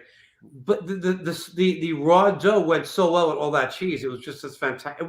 It wasn't like any kind of standard pizza, but it was phenomenal. First down, passing play, 5-4, 4-yard line.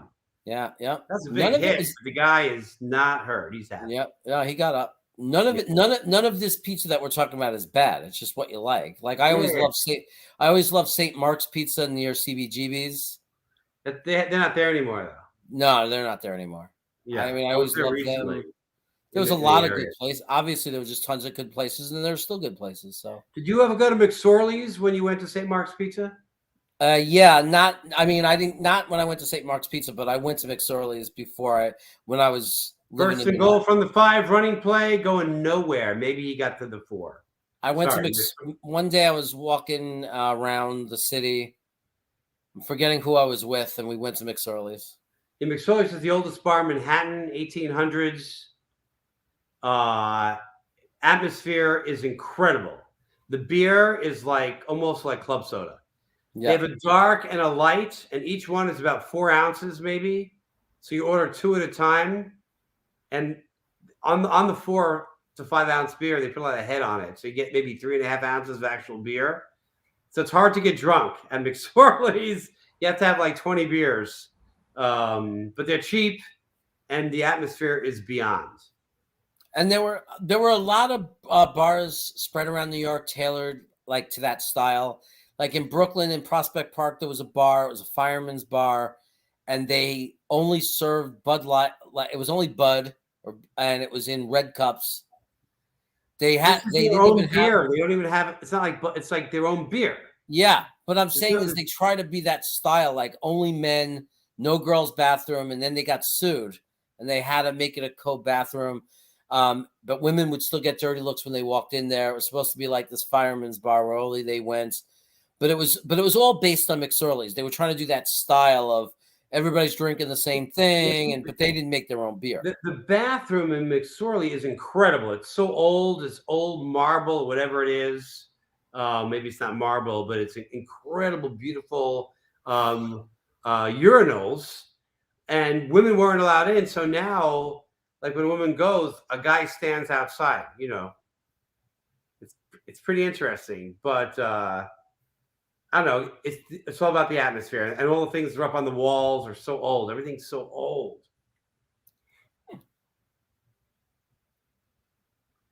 Last time I went there, first time ever, there was a line to get in.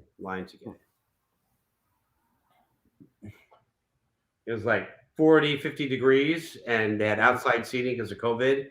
So my buddy Gary and I sat outside, and we were freezing, but we were drinking. What are you bringing in, Jeremy?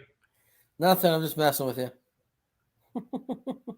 I like throwing you around. I like throwing you around the place. You threw yourself around. I just had a Tecate beer yesterday. Yeah. It has no taste. There's no taste. It's not bad. It's just it doesn't pack a punch. That's why I put hot sauce in all my food. I want a punch. All right. 2nd and goal from the 4, under center. Jones under center. Jeremy's just ahead. I'm having a catch Basically, with my head. okay, the pass is outside the end zone. The game is still going on. It's 3rd and goal. Do that during the commercial, buddy. It's 47-10. I've got to do something to entertain them. There's still a game. People want to know. If New England scores, I'm not doing the fun video. I'm doing that one. Look, 3 or 4 people dropped out, I think, when you did that head thing. Serious. Screw the head. It makes Rusty laugh. Shotgun, 3rd and goal. Wide open. Oh, my God. He dropped it. Wide open. It was a low throw to Henry. It was a low throw, but how do you drop that? Former Charger.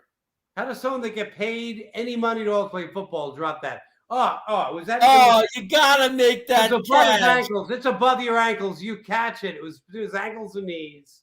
Why didn't he go down to the ground? He should have went down to the ground. How do you miss that? An athlete goes down to the ground, but you have to catch it. In a standing position. It's ridiculous. Ridiculous. Bad. 4th and goal. They're going for it. The 4-yard line. That would look bad. That looked bad. Oh, he just lobs it in. It looks like it's a touchdown. Touchdown. Did they call it? I think it's a touchdown.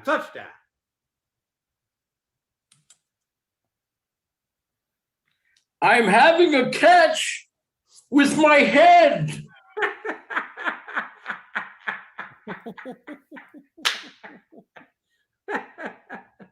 Jeremy is supposed to play the promo.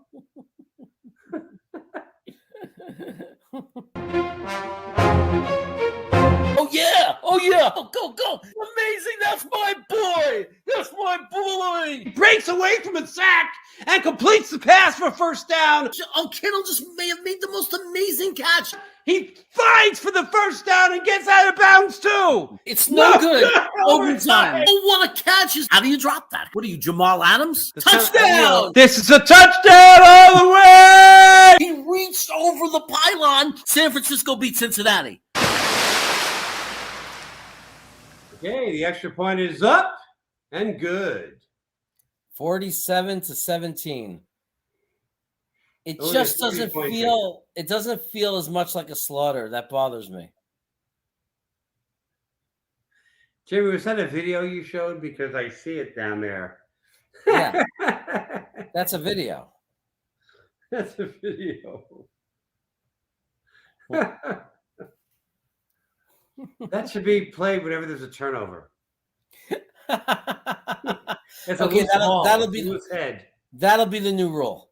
That'll be loose played every ball, time loose there's head, a turnover. fumble, especially by the any turnover. Any turnover. Any turn. 2 seconds, 1 second, delay a game. Boy, they're like congratulating each other like they just won the Super Bowl. It's unbelievable. Patting each other's backs. They're down 30 points in the mid left. I guess they just wanted to show they could do it, man. We could do it.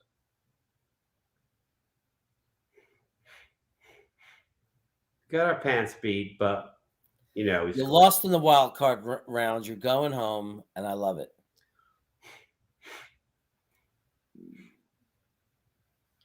All right, we got a minute 44 left in the game.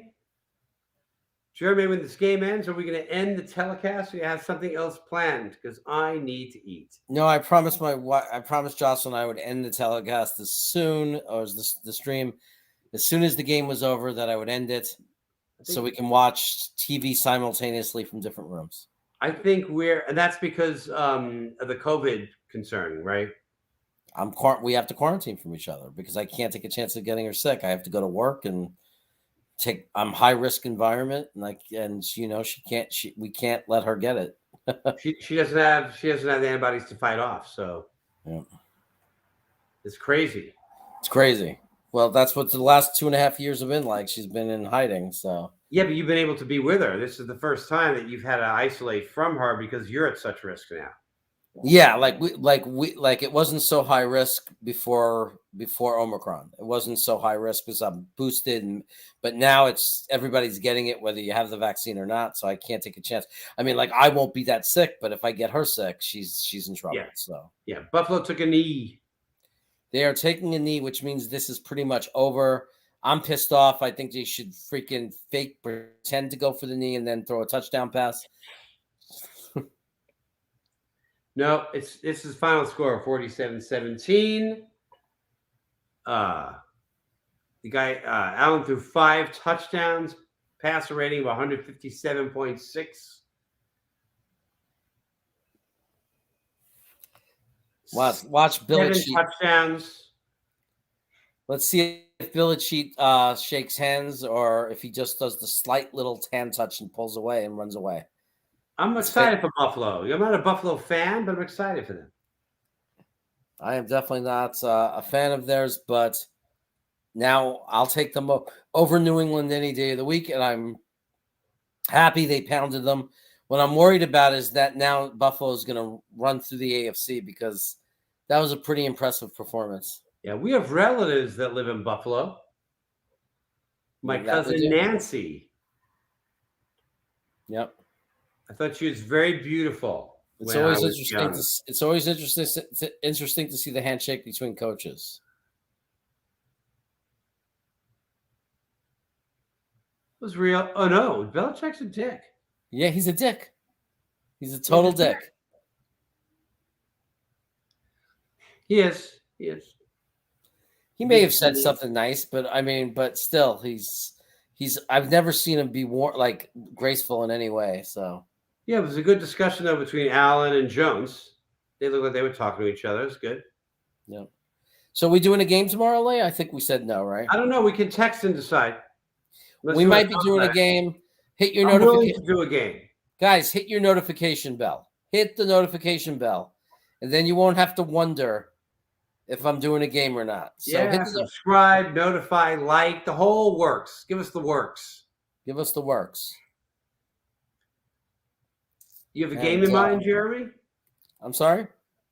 Do you have a game in mind tomorrow that you'd want to do? I don't know. We'll talk about it. But I posted early. If everybody checks the homepage, it'll pop up that it's happening. The Just take a FS look. Dallas game is fun.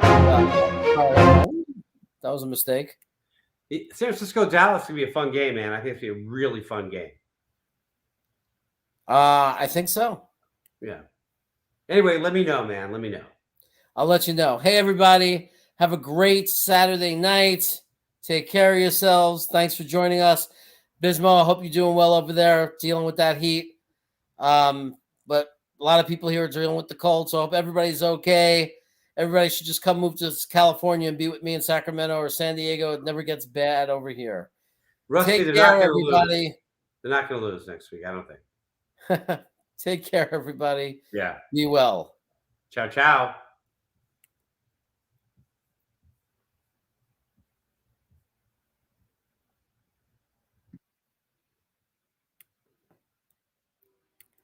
Boy, I wish I can get the sound to work.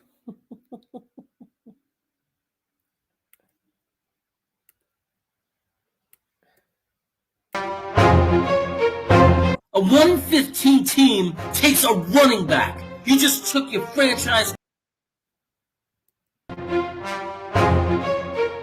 Oh yeah! Oh yeah! Go, go, go! Amazing! That's my boy! That's my boy!